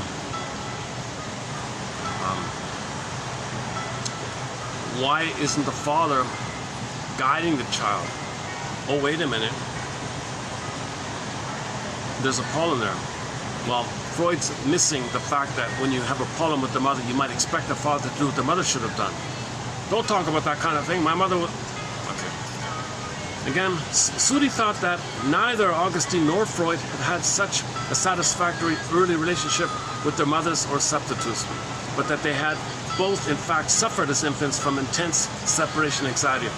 This had left them very vulnerable to any kind of loss. As for the rage they had felt on being exposed to such threatening experiences, this had been dutifully repressed, only to be re-experienced as a deep, pervasive sense of guilt, the source of the concept of, okay, fill in the blank. So their terms. So when you say, oh, I don't know, I'm jinx, curse, original sin, okay, no. The baby feels guilt, debt, due, pain, sin, did something. Baby did nothing wrong. Baby did nothing. Oh, there's an original sin out there. What the hell are you talking about? What the hell are you talking about? So you don't, that's code for, or metaphor for, or symbol for, something you don't want to admit. Your mother hurt you, you were in pain because you thought mother rejected you, that's shame. The pain means you thought maybe you did something wrong, that's guilt. You put it all together, shame and guilt, whoa, okay? You feel defective and guilty. Unconscious guilt, that's due, you owe, you do, debt, so dues and debts and all that. Oh, that's original sin, man. What are you talking about? Mother hurt you, and you felt that, and that's what it is. It's not some separate thing from some other kind of mysterious. It's with them. It's with them. You felt guilty. You're not guilty, but you felt pain and used the pain to say you're guilty. You're trying to make sense of the situation. You need to see your mother's good, but you feel pain, so you conclude, I'm no good, mother's good. You weren't born like that. You were born to be loved, but mother hurt you, then you thought that. You weren't born already in pain. You were born to be loved, but mother hurt you, then you thought that. So a lot of old authors, including Freud, according to him, kind of avoided that. So, and when people try to talk about the pre-verbal trauma, Freud would say, give me back my ring, get out of my circle, get out of my club. So Adler said, no, social, get out of here. Otto Rank, Burtzer, get out of here. Who's the other one? Jung, get out of here. So Freud would boot out all these people that he had in the beginning. Give me back my ring, get out, get out. In the end, he had a few lapdogs who just said, yes, yes, we don't even know who they are. Just these, they said nothing. So he had oral fixation. He wanted to control. And he wanted to control his lackeys. If somebody questioned him, narcissistic injury, narcissistic rage. Don't need you anyways, get out. So Freud definitely had a huge oral fixation. He wasn't considered a good therapist. He was just, he's the guy that brought together ideas from other people and synthesized that free associated. He tried to do a self-analysis. So he was just trying to figure things out himself. So he was just writing frantically, trying to figure out. So he just shared that kind of thing. Problem is, you got to know German to follow his process a little bit. The translations are messed up. Forget about the translations.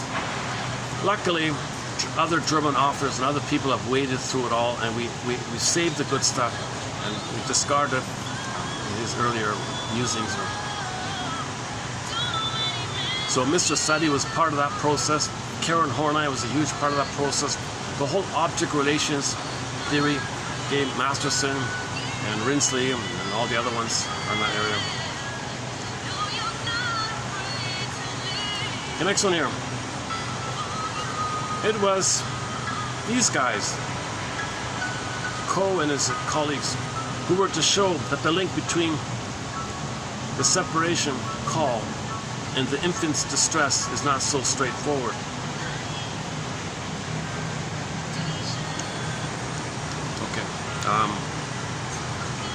Okay, then they go on, they talk a little bit about the thing about if the baby monkey is removed from the mother, the baby's stress, cortisol, stress levels go too high. Cortisol levels were used as a measure of adrenocortical activation, which is a traditional measurement of stress. They concluded that vocalizations are part of the signaling behavior designed to elicit proximity on the part of the mother. So of course, if the animal's removed, mother, where are you? Screaming, screaming, mother, where are you? So the baby's screaming, he wants the connection. The baby's screaming, he means he wants the connection. It's all relational. You know, let's turn off the music here for a second. I love the music, but for some, I'm not. Okay, let's do it this way. Where are we here?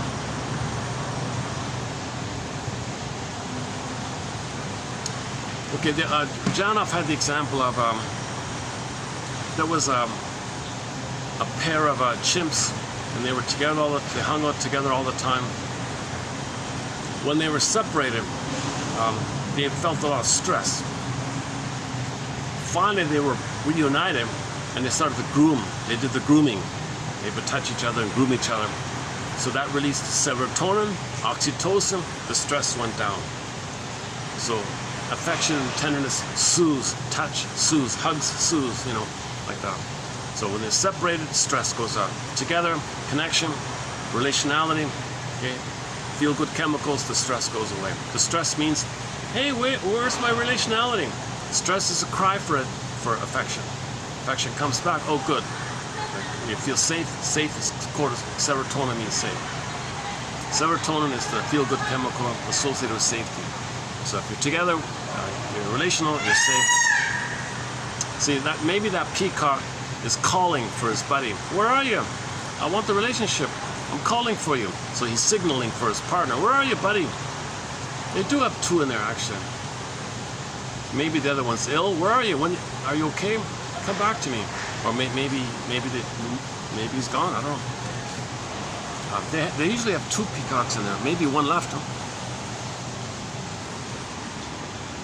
Where's the other peacock? Yeah, we see the one there. Maybe the other one's at the vet or something. Maybe the other one. Maybe the other peacock's not around or something. And he's calling. Stress. Where are you? Come to me. Come. Where are you?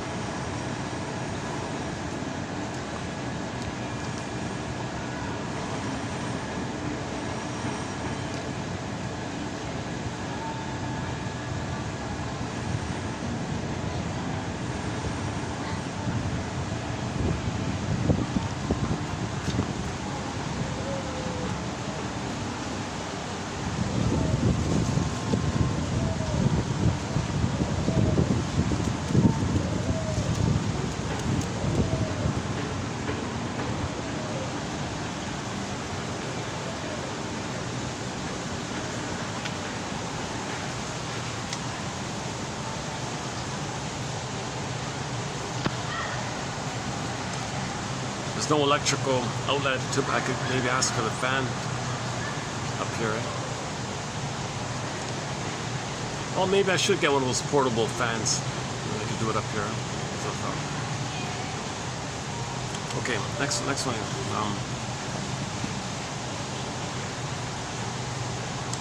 And another quote from John Off was, he's got a book called The Biology of Love, so he reported on other people's studies. Oh, there he is. He's really going at it. Oh, wow. Well, now he's more distressed, eh?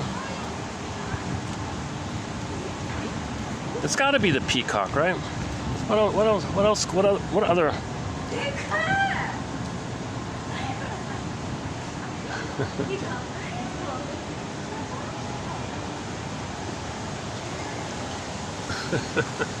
So he's getting louder, right? So the baby in the weaning trauma, he'd be screaming louder and louder. Final desperate SOS. Right? Final pathway, loud screaming like that. So when animals do that, it's seeking for the relationality. Where are you, buddy? Where are you, partner? Where are you, mother? Where are you, baby? Maybe that peacock had a baby and the baby was sick and the baby was away. I'm usually on the other side with the swans. I got two sides, the peacock side and the swan side. Great venue, I love this place. Really a wonderful little place here. It's near the Sky Trains, just a short walk from the Sky Train, about a 10 minute, maybe 10 to 15 minute walk from the Sky Train. But it's enough to make me arrive in sweat.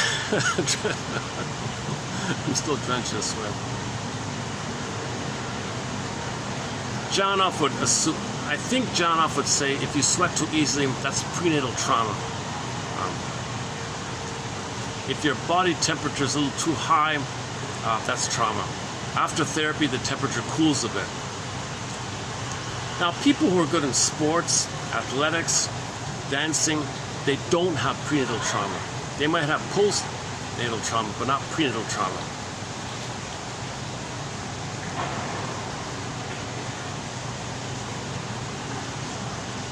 Where are we here?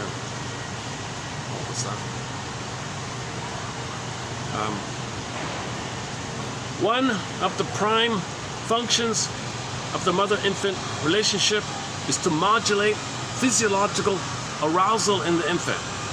Yeah. What if the mother hurts the baby, he's stressed. The baby's instinct is to go to the mother for soothing. But the mother gives him more stress. He wants, mother, give me soothing, more stress. He's in a double bind. If he's on his own, he's stressed. Goes to the mother, he's punished, he's stressed. That's called the famous double bind. Baby's in a huge double bind. Right? So his musculature, the body will bear the burden. Musculature armor. Lou Ferrigno now. He's going to be Lou Ferrigno. Mother, you can't hurt me anymore. No one's going to hurt me anymore. Got the armor. So that's a protective thing. The double bind. So maybe Lou Ferrigno, the actor Lou Ferrigno, as a baby, had something like that and said, hell with it.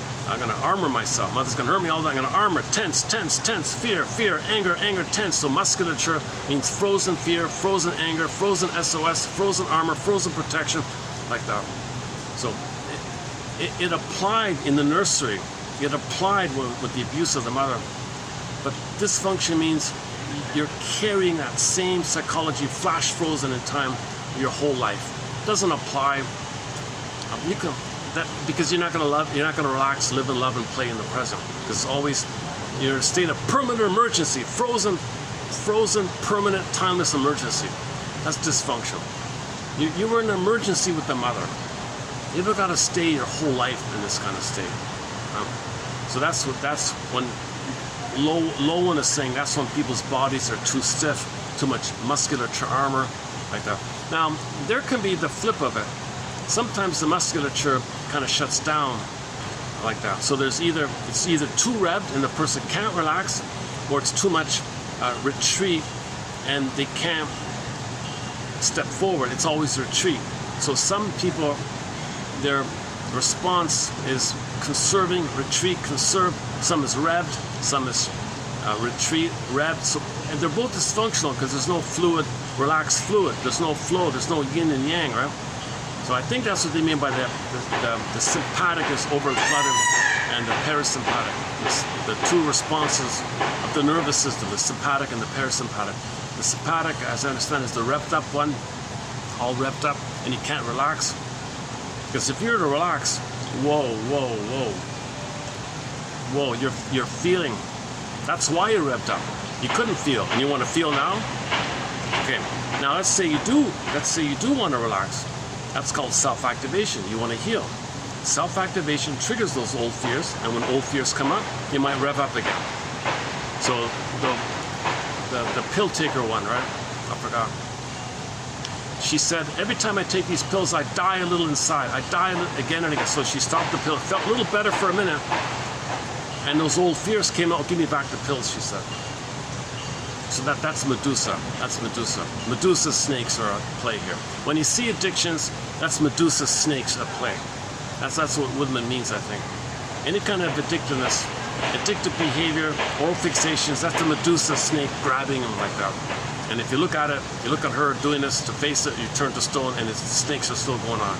So you gotta be like Perseus. You gotta reflect on this, think about it, reflect on it, think about it, reflect on it, think about it, reflect on it, and maybe finally, if you get it, poof, Pegasus, the soul, you're free. That's now you're free inside. You're embodied, and so on. All right. One of the prime functions of the mother-infant relationship is to modulate physiological arousal. Normally, it's called the soothing Hey, where's the bird? Hey, what happened to the bird? I miss you, bird. Where'd you go? Oh, there he is. Oh, there he is, right? There's two of them there, right? I can barely make it out. So what's supposed to take place is when the mother soothes the baby. Oh, there he is. Hey, welcome back. All right.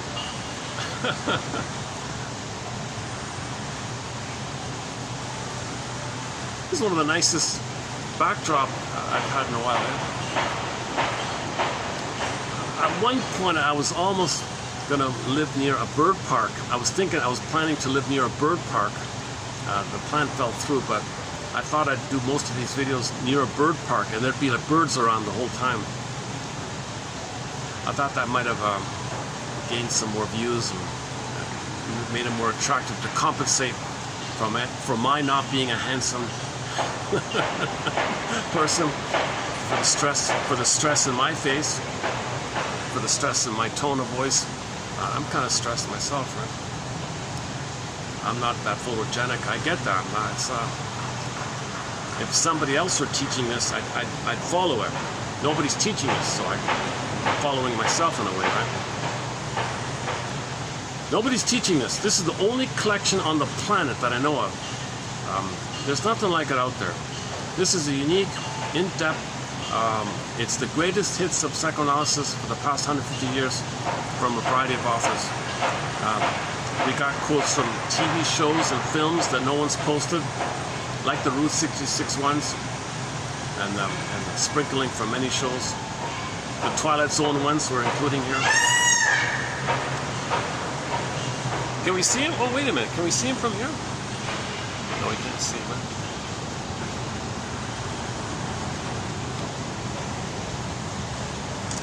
Can I move the chair there? Maybe I should. What would happen if I moved the chair there? Can I move the chair?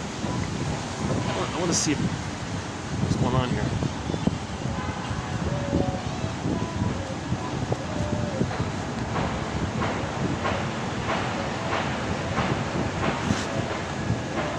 Oh, he's a healthy bird. He's got a nice, clear sound.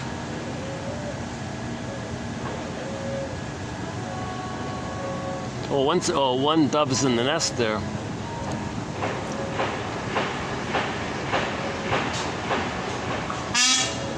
Aha! That's a new one.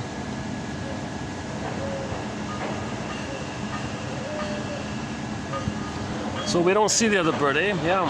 There's normally two peacocks here. There are normally two peacocks here. I just see the one this time around. Maybe he's in mourning. Maybe he's in mourning. Maybe the other one.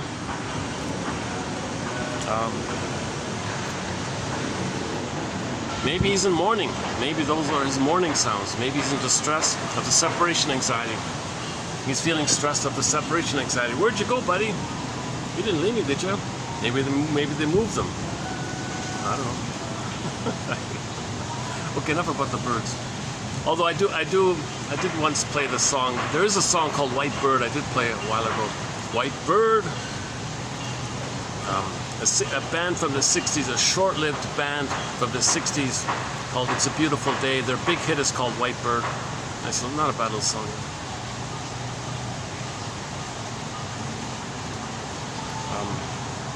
So the soothing interject, the holding interject, the internalized good mother, internalized good object, means there's memories in there of having been soothed. So you can soothe yourself, you can calm yourself. You don't got to turn to cigarettes and things to numb the pain. Okay? Tricks to trick your brain to give you old fantasies of when you were in the uterus and you felt safe and you got the chemistry. You don't got to do tricks. You don't need tranquilizer things. Food is the over-the-counter tranquilizer. Roger Gould calls comfort foods the over-the-counter tranquilizer. Cigarettes are considered tranquilizers. So you don't need to do that if you have in your memory the soothing interject. The memory that mother soothed you when you were distressed. If the baby's distressed, he'd be a goner. Mother, I'm distressed here. Don't worry, baby. Everything's gonna be okay. Rock and roll lullaby. Play the song rock and roll lullaby, the one done by the Nylons. One of the prime functions of the infant-mother relationship is to modulate physiological arousal in the infant.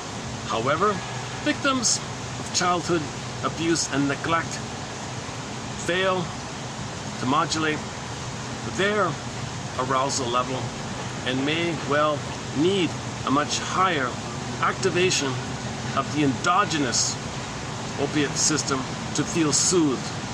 Okay, this is a question mark. I'm not a doctor. I don't get this.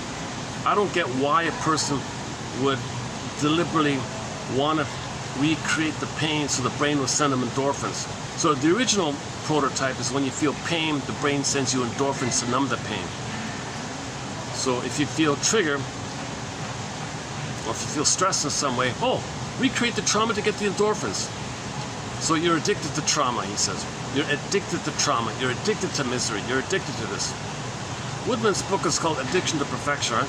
She means back to Woodman for a minute. Addiction to perfection. She means addiction to control freak, perfection. I want to control oral fixation. I want to control every micro little thing. So this addiction to perfection is another example of the oral fixation. So back to that Kim Mitchell album cover. Okay, you got the eating one, you get the nail biting, anxiety, thumb sucking, pacifier, a missing nipple one. Okay, then you got the drinking one, the food one.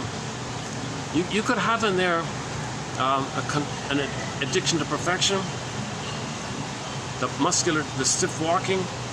The singer, you can have a picture of the singer on there. He walks like a stick, right?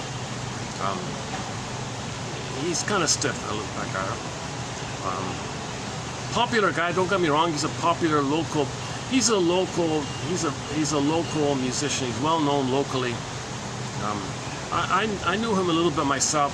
He used to be the lead singer for a band called Max Webster, and they had a couple of hits, I remember. His buddy, his partner on the piano, gave that band their biggest hit, so that band became famous from that. He left the band and worked as a soloist mostly. So I remember that time. I don't know him so much as a soloist, but I remember the Max Webster ones. Anyways, that singer, Kim Mitchell, walks in a very straight, kind of fixed kind of way on the ground. That's why he's maybe saying, look, help, I've got an oral fixation. Look at my body, look at my album cover. Help, help, I've got an oral fixation. I've got weaning trauma. I'm stiff like this. Medusa's within me. Okay, back to the album cover. So we could have a phrase on there, addiction to the front cover of Woodman's book, Addiction to Perfection. You want to control every little thing, micromanaging. Because if something's out of your control, everything is the breast that you want to control. Everything is the breast you want to control. Every little thing you want to control. Addiction to perfection. She said, women said, when she fails in her addiction to perfection, she feels anxiety. So in her anger, she grabs the cleaning brush and scrubs the floor all the time. And she said her home was the cleanest home on the block because she was scrubbing all the time. So she channeled or sublimated her anger in cleaning. Something useful, clean the home, plus have a perfect home, a perfectly clean home at the same time. But the cleaning was about channeling her anger that she couldn't control something. Who knows, maybe the husband didn't do what she wanted. Starts cleaning or something, I don't know. By the way, her brother did a documentary on Marie-Louise von Franz called The Way of the Dream.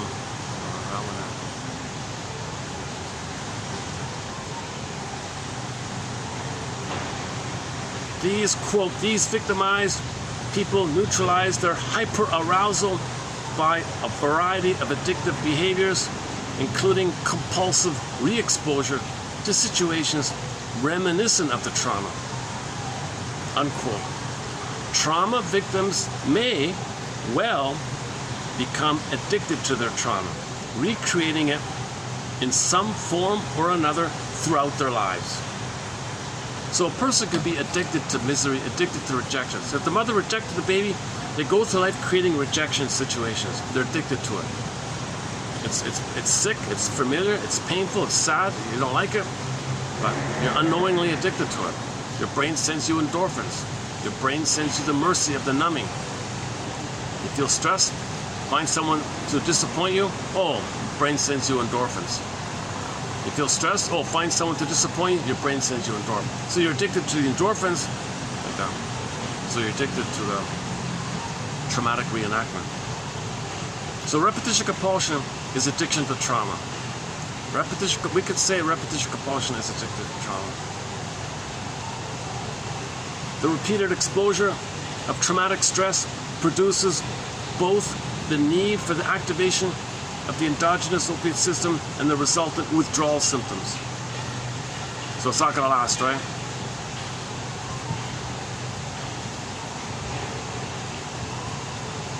So you're disappointed, ouch, okay, it's not going to last. You do it again. Withdraw, do it again. Withdraw, do it again. So Tantalus, Sisyphus, Tantalus, reaching for the apple, pulled away, weaning trauma, repetition, weaning trauma, repetition, apple pulled away. It all goes back to that. It all goes back to that album cover. So I think, yeah, back to that idea. I'm gonna just say for the time being that the #1 most important album cover of all time, in my humble opinion, at this time of thinking, is this one here. This is the most important album cover. It shows you why people have an oral fixation, weaning trauma. Think of the baby as a fruit with the stem and the tree is the mother. If the fruit's pulled away, okay, that's the baby. Removed from the nipple, the baby's searching for the nipple. The mother pulled it away. That's going to lead to oral fixation. When there's trauma, when you're frozen, you have the unconscious hope for the fulfillment of that blissful oneness that was missing. So you look for symbols, food, cigarettes, etc. Disappointed. But when you're disappointed, the mercy chemicals. Disappointed, mercy. Withdrawal, mercy. And you're looping around in the Sisyphus Tantalus thing. So those Greek myths really those Greek myths really had it, right? They really gave us the images of our trauma. So I think that's a huge contribution to self-awareness, this album cover. I think the add-up point we could say is, look people, you're goo-goo gaga to my sexy dance. Now that's your oral fixation. Because the sexy dance, there's no love and affection. I'm just controlling it with allurement. Promise, rejection, promise, rejection. That's what happened to you, weaning trauma. So sexy dance, no fulfillment. Same idea, baby wanted nursing, no fulfillment. Baby was allured and tantalized, very excited to get the apple, the nipple, very excited, rejected. So sexy dance, rejected. Sexy dance, rejected. So the sexy dance rejection is a repetition of the weaning trauma. So we can say promiscuity and the strip pole thing and the pornography thing, it's a repetition compulsion of the weaning trauma. And you might be addicted to that, like that quote said. You're addicted to the chemistry that gets going on with them when you repeat it. Because the trauma gives you the brain's natural internal pharmacy that releases the endorphins.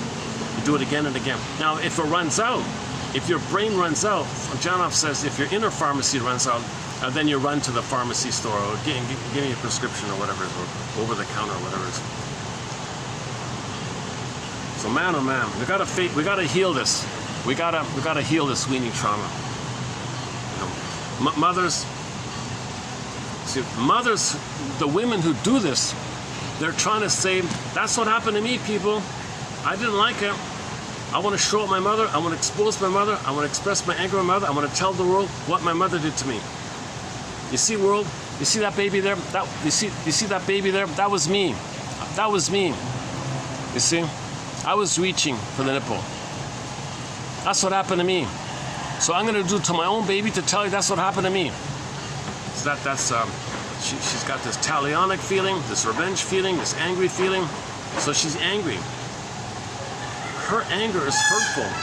She's traumatizing her baby. It's still her cry for love. It's still her hope that some magical time machine will appear. She'll go back in the past. Her mother will say, I'm sorry for what I did. I saw everything. I feel badly for that. Let me do it right. She has this kind of unreal fantasy hope for this kind of thing. Martha Stark calls it relentless. Relentless hope. We did a few pages on Martha Stark's. Underappreciated author. She's a clear writer. She's a good clear writer. She writes for the public. She's a good bridge author. She writes analytic concepts for the public, like Janoff and others. Those two books by Alain Golem were good too, right? Narcissus Trapped in the Mirror, that's a good one. And the follow-up, excellent book called Unloved Again. She had to self-publish that. Look at that. It's kind of sad. She had to self-publish that. Another excellent book recently covered is Anne Teachworth's book called Why We Pick the Mates We Do. That's a good week. Talked a lot about that. Is that it? One more? Oh, one more here. Okay, one more here. Psychological trauma has been defined as, quote, the sudden cessation of human interaction. Okay, the sudden cessation of human interaction. So the baby was nursing, mother pulled it away, that's trauma. Sudden cessation of interaction. Baby was interacting with the mother, breast nipple, mother pulled it away, he's traumatized. That poor baby's traumatized. The sudden rejection or cessation of the needed interaction. Sudden. And like shock.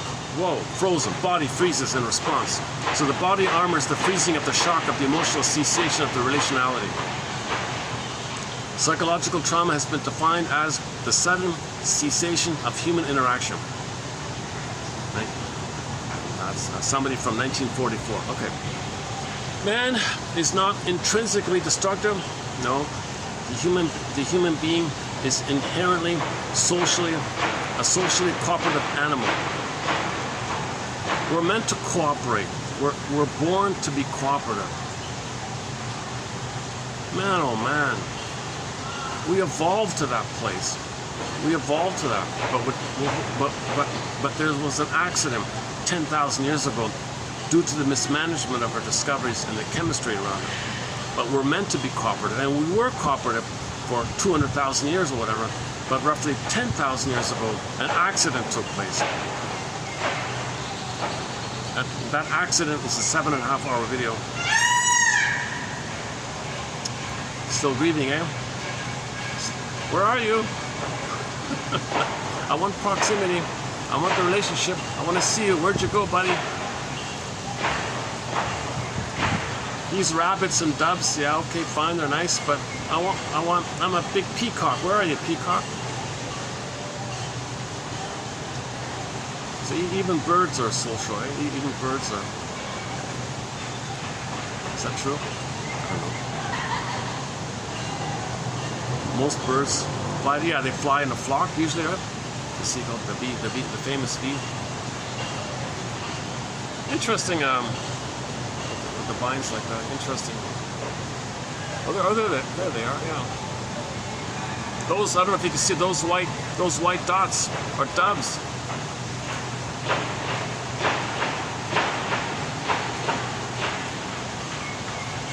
This has allowed Bowlby himself said he was influenced by SETI. And SETI's on the scene because of frenzy. So you can see the healing spirit is being passed along from thousands of years. Confucius and all the other spiritual teachers way back when, called the soul doctors. What happened here? Okay. This has allowed Bowlby to conclude that human infants are pre-programmed to develop in a socially cooperative way. Neutrality. We're meant to be person to person. Everyone's meant to have a personhood. He has a personhood. She has a personhood. I have a person. We all have a personhood. So you're naturally cooperative. What's the problem? You can solve any problems. You got a huge cortex. You can think and plan and figure things out. We evolved the cortex so we can be cooperative. Maybe we were cooperative to protect ourselves from the dinosaurs. I don't know, whatever it is, but only one hominid. We're all from the same hominid. Only one hominid grew the cortex, Homo bodoensis.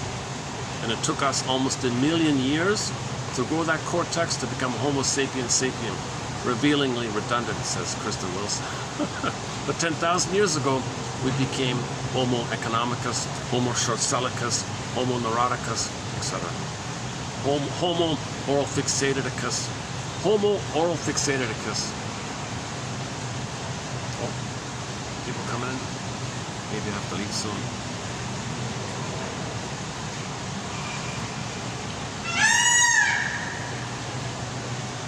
I keep missing it. I'm trying to catch him when he's wait, all right, never mind. Trauma.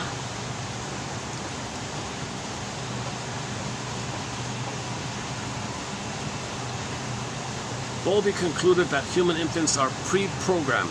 We're born to love. We're born for mutuality. We're born for I'm okay, you're okay. We're born to be elders in generativity. We're born to love. We're born to feel. Hang on. Oh, just some of the guests are already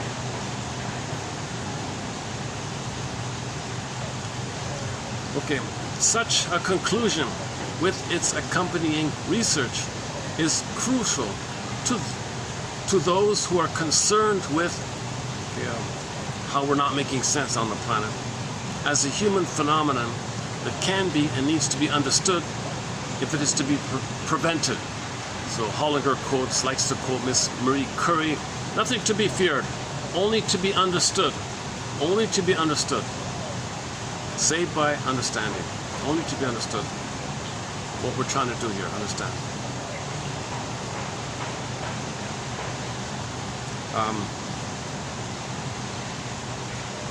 What these findings show is that human dysfunction cannot be understood without recognizing the intrinsic importance of human relationships in our development and in our sense of well-being.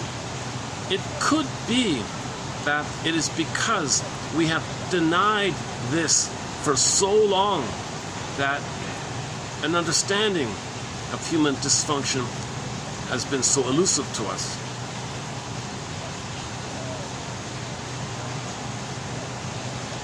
Okay, last one here. Hate is love frustrated. Hate is love frustrated. Yesterday the line was hate is love. Hate is anger in search of love. Yeah, hate is anger in search of love. Hate is the tension around not getting love. Not on topic. That's it. Okay, I'm gonna let that phone read it out here. Let's take a break here. Maybe, I've got an idea. Let's see. Let's do it with the peacock. Maybe during the readout, we'll get a glimpse of the peacock all of a sudden. Let's try this.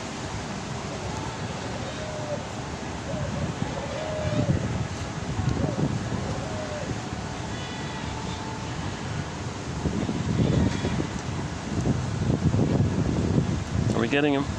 Is that the closest I can get?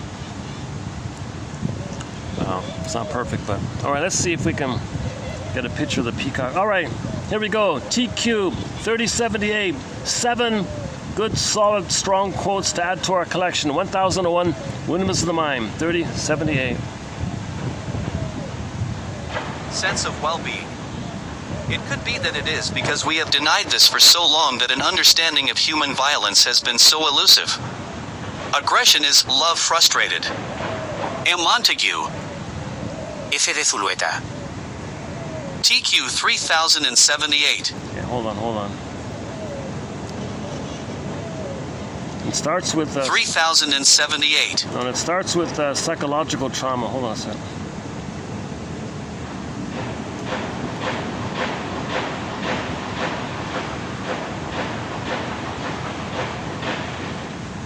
All right, okay, here we go. Psychoanalysis is a special conversation about meaning. It is an attempt of analyst and client to make sense together of the client's emotional life. In Hoffman's 1993 words, I see our intimate involvement with and commitment to our clients as requiring that we be partners with them in their struggles with often agonizing existential choices and predicaments. P. 19. We make sense of a person's life by feeling it together and reflecting on it together in the intersubjective field of treatment/in transference. We relive, or emotionally remember, our past relational experience in the present, as the current relationship triggers or evokes either particular memories or more generalized organizations of emotional experience. Basic fault referred to a major discrepancy, or gap, between a client's needs in infancy and the capacity of the people in the child's early environment to respond to these needs. By regressing in the transference to the level of the basic fault, the client attempts to form the needed reparative relationship with the analyst. Once regressed to this level, the client can discover that rigidly maintained, self-protective conditions for relating and loving are no longer necessary. Emotional memory is any felt residue of the relational past. A situation, a thing, or an event, a separation, a sofa, a graduation, produces emotion in us, fear, anticipation, sorrow, we may not understand. Emotional memory includes transference, dreams, body memory, vague and particular dreads, many moods, overreactions, and the experiences underlying some forms of repetition. We usually carry such memory in nonverbal forms. De Orange. Sutty thought that neither Augustine nor Freud had had such a satisfactory early relationship with their mothers or substitutes, but that they had both in fact suffered as infants from intense separation anxiety. This had left them very vulnerable to loss of any kind. As for the rage they had felt on being exposed to such threatening experiences, this had been dutifully repressed only to be re-experienced as a deep pervasive sense of guilt, the source of the concept of original sin. It was Coe and his colleagues who were to show that the link between the separation call and the infant's distress is not so straightforward. For infant squirrel monkeys, brief half-hour separations produced highly elevated plasma cortisol levels which continued to be raised long after the calling behavior had stopped. Cortisol levels were used as a measure of adrenocortical activation, which is a traditional measurement of stress. They concluded that vocalizations are part of the signaling behavior designed to elicit proximity on the part of the mother. They do not accurately represent infant distress. What these authors confirm is that the markedly high levels of plasma cortisol after separation from the mother show that even temporary maternal loss is extremely stressful for this particular species of monkey, more so, they believe, than that induced by physical trauma. One of the prime functions of the infant-mother relationship is to modulate physiological arousal in the infant. However, victims of childhood abuse and neglect fail to modulate their arousal levels and may well need a much higher activation of the endogenous opiate system to feel soothed. These victimized people neutralize their hyperarousal by a variety of addictive behaviors including compulsive re-exposure to situations reminiscent of the trauma. Van der Kolk, 1989, page 401. Trauma victims may well become addicted to their trauma, recreating it in some form or other throughout their lives. The repeated exposure to traumatic stress produces both the need for the activation of the endogenous opioid system and the resultant withdrawal symptoms. Psychological trauma has been defined as the sudden cessation of human interaction, Lindemann, 1944. Man is not intrinsically destructive. The human being is inherently a socially cooperative animal. This has allowed Bowlby to conclude that human infants are pre-programmed to develop in a socially cooperative way. Whether they do so or not turns in high degree on how they are treated. Such a conclusion, with its accompanying research, is crucial to those who are concerned with violence as a human phenomenon that can be and needs to be understood if it is to be prevented. What these findings show is that human destructiveness, like psychological trauma, cannot be understood without recognizing the intrinsic importance of human relationships in our development and in our sense of well-being. It could be that it is because we have denied this for so long that an understanding of human violence has been so elusive. Aggression is love frustrated. M. Montague. F de Zulueta. TQ 3078.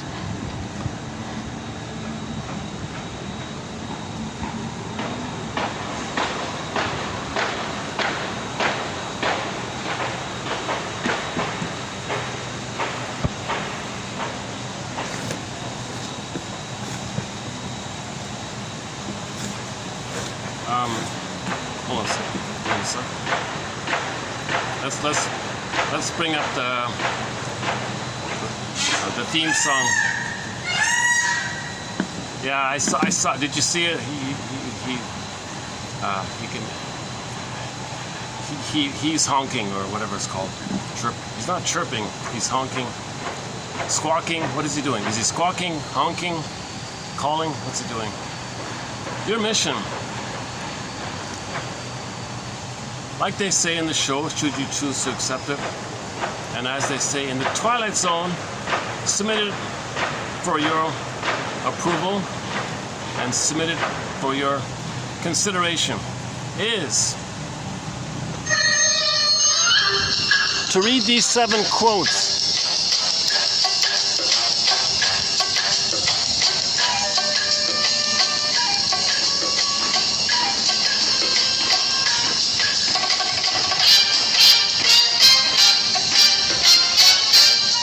And see if there's one of interest, and use it as a springboard to pre-associate with. And when a feeling comes, say, I must have a very good reason for feeling this. I must have a very good reason for feeling this. When you're triggered, look for the antecedent. Submitted for your consideration. Yeah. The Twilight Zone has made a huge contribution to our collection here. Gabe's Story, Wong's Lost and Found Emporium, Take My False Life, Please, Piano in a House, so many others. Shatter Day, Shatter Play, oh my God, Nick of Time even. Oh, recently was the one about, Young Man's Fancy was the recent one. Man, oh man. So Twilight Zone means unconscious, or that process of trying to make the unconscious conscious. And in that one Young Man's Fancy, the conclusion was the man had a mother complex. So he's living with his mother, psychological married in the past, living in the past, dwelling in the past. These things happen in the Twilight Zone, in the unconscious. Rod Serling. They just put a statue of him.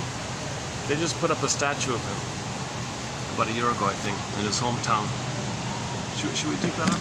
Is it worth digging up? Is it worth playing? I don't know. Let's see, Rod Serling statue. Hold on a second. It's only like a 2-minute news clip or something. Hang on a second.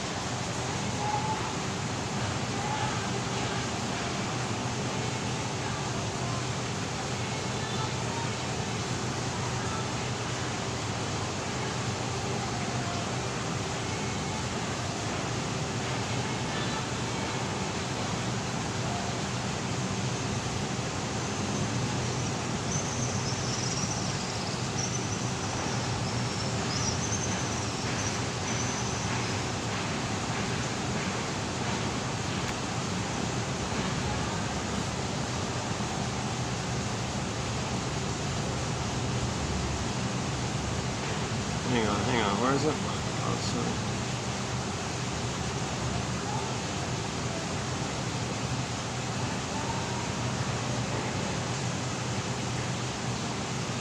Is that it? No, that's not it. Alright, Sterling statue. Hold on. Tourist attraction. Binghamton, New York. Hold on. Where's the...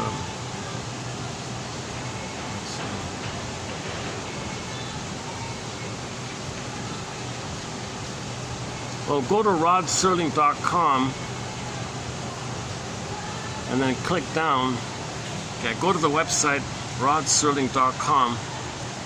There's a link to the news item. Hold on a sec. My connection's a little slow here. Hold on a sec.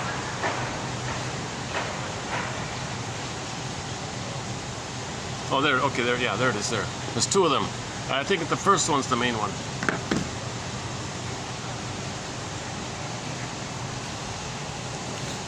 Okay. He's the closest thing, in a way, he's the closest thing we ever had to a shrink on TV. He gave you the opening narration, gave you the story, and then gave you the closing narration. Now those closing narrations are very thoughtful. Let's see.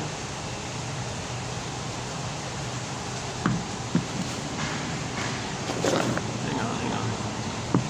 Second one. Okay, here we go. All right, here we go. Are we seeing it here?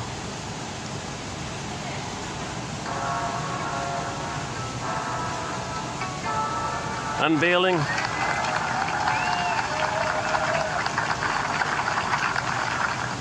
Everybody has to have a hometown. Binghamton's mine. Words from the legendary screenwriter in Binghamton native Rod Serling. And earlier today, the city of Binghamton honored Serling. Artist did a great job. Brand new statue and recreation park. Binghamton was the center of his universe and the That's start one of his daughters. creativity. So it's clearly appropriate that my dad's statue stand here, representing his love and dedication to the town in which he grew up in. The $140,000 statue shows Serling standing in front of a door and has the words from his infamous hometown quote on the pedestal. Serling grew up on the west side of Binghamton over on Bennett Avenue. They would go to recreation park all the time. The door idea is you're entering into another dimension, a dimension not only of sight and sound, but of mind. He would drive by his house on Bennett Avenue. That's his other daughter. Wait near the recreation park, sit on the bench, and watch the merry-go-round. It seems only fitting that the statue would be... You can't hear it, can you? Huh? I can't even hear it. Inspired generations of children from the Binghamton area through his words. It has become a topic of learning for fifth graders in a city school district. The statue is as much about celebrating I can't even hear it. Binghamton's history as it is about its... Okay, anyways, yeah, you'll find it rodserling.com, and the link is there to it. That was last year, right? When was it?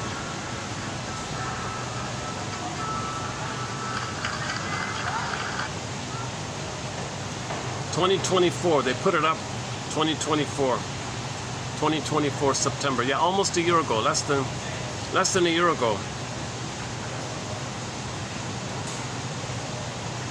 What a thrill! Oh, there's the picture. Oh, there's just a picture of it. Yeah, see, the door idea is you're entering into another dimension. So the door is into your unconscious. Limited only by your imagination. Next stop, the Twilight Zone. Gabe's story is good. Gabe's story shows you clearly the two worlds like that. The guy had a dysfunctional daily life. Okay, flash, in the second half he went to the unconscious. So he faced his unconscious script, the repetition compulsion, dysfunctional repetition compulsion. Somebody was writing his dysfunctional daily dysfunction. He had to face the imprint, the voice of the imprint. I want to break free. It's kind of like Medusa, and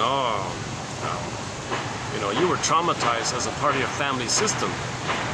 You kept your parents together, maybe, by being scapegoated by your parents. You're gonna break that, your parents will fight.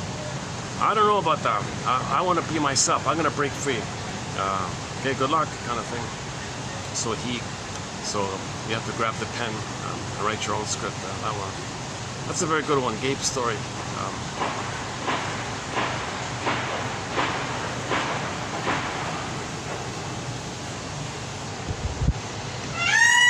All right, there he is there. Yeah. I feel like I want to feed him or something. Maybe I should. But he's not looking for food, right? He's looking for love.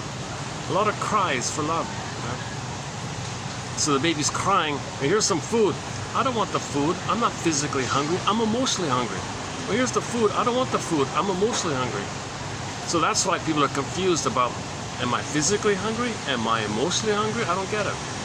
Mother confused it up in the beginning. Maybe I should wrap it up here. Let's see, what time is it? Oh, 6:37. Oh, look at that. 6:37. Battery's holding up. Yeah, about 40%. Now this time the battery's holding up.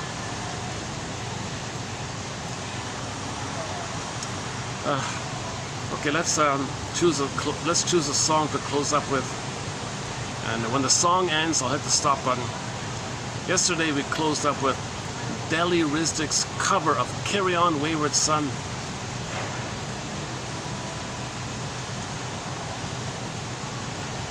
You know, we haven't played our theme song in such a long time. Why don't we just play our theme song? So yes, our channel has a theme song. It's Katja Epstein's German cover of the song Windmills of the Mind. So sung in German. It's a great cover of it. It's our theme song. So when the song ends, I'll hit the stop button, and I'll see you in the next video. May the psychoanalytic force be with you.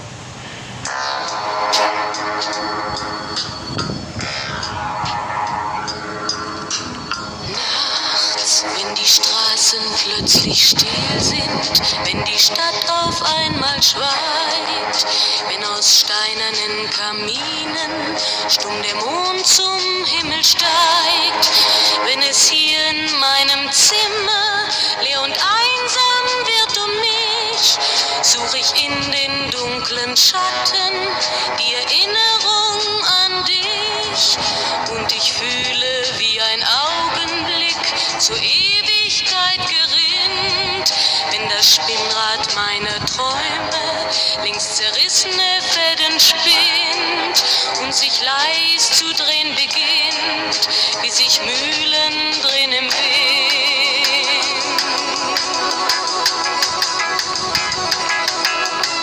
Und es kreisen die Gedanken ohne Anfang, ohne Ziel, wie die schnellen Wellenringe, wenn ein Stein ins Wasser fiel, wie ein Kreisel, den die Peitsche über Straßenpflaster treibt, wie Spiralen, die ein Adler in den Abendhimmel schreibt, und ich fühle, wie ein Augenblick zur Ewigkeit gerinnt, wenn das Spinnrad meiner Träume längst zerrissene Fäden spinnt und sich leis zu drehen beginnt, wie sich Mühlen drehen im Wind.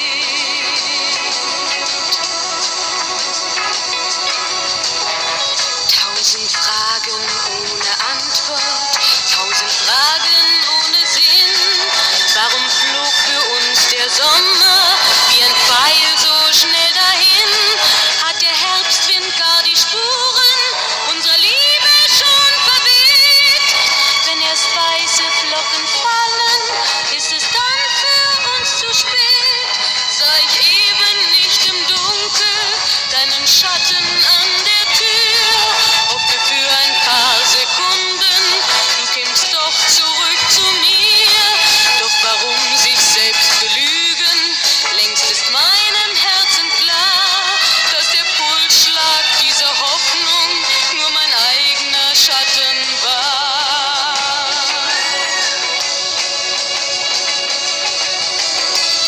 Und ich fühle, wie der Augenblick zur Ewigkeit gerinnt, wenn das Spinnrad meiner Träume längst zerrissene Fäden spinnt und sich leis zu drehen beginnt, sich im Kreis zu drehen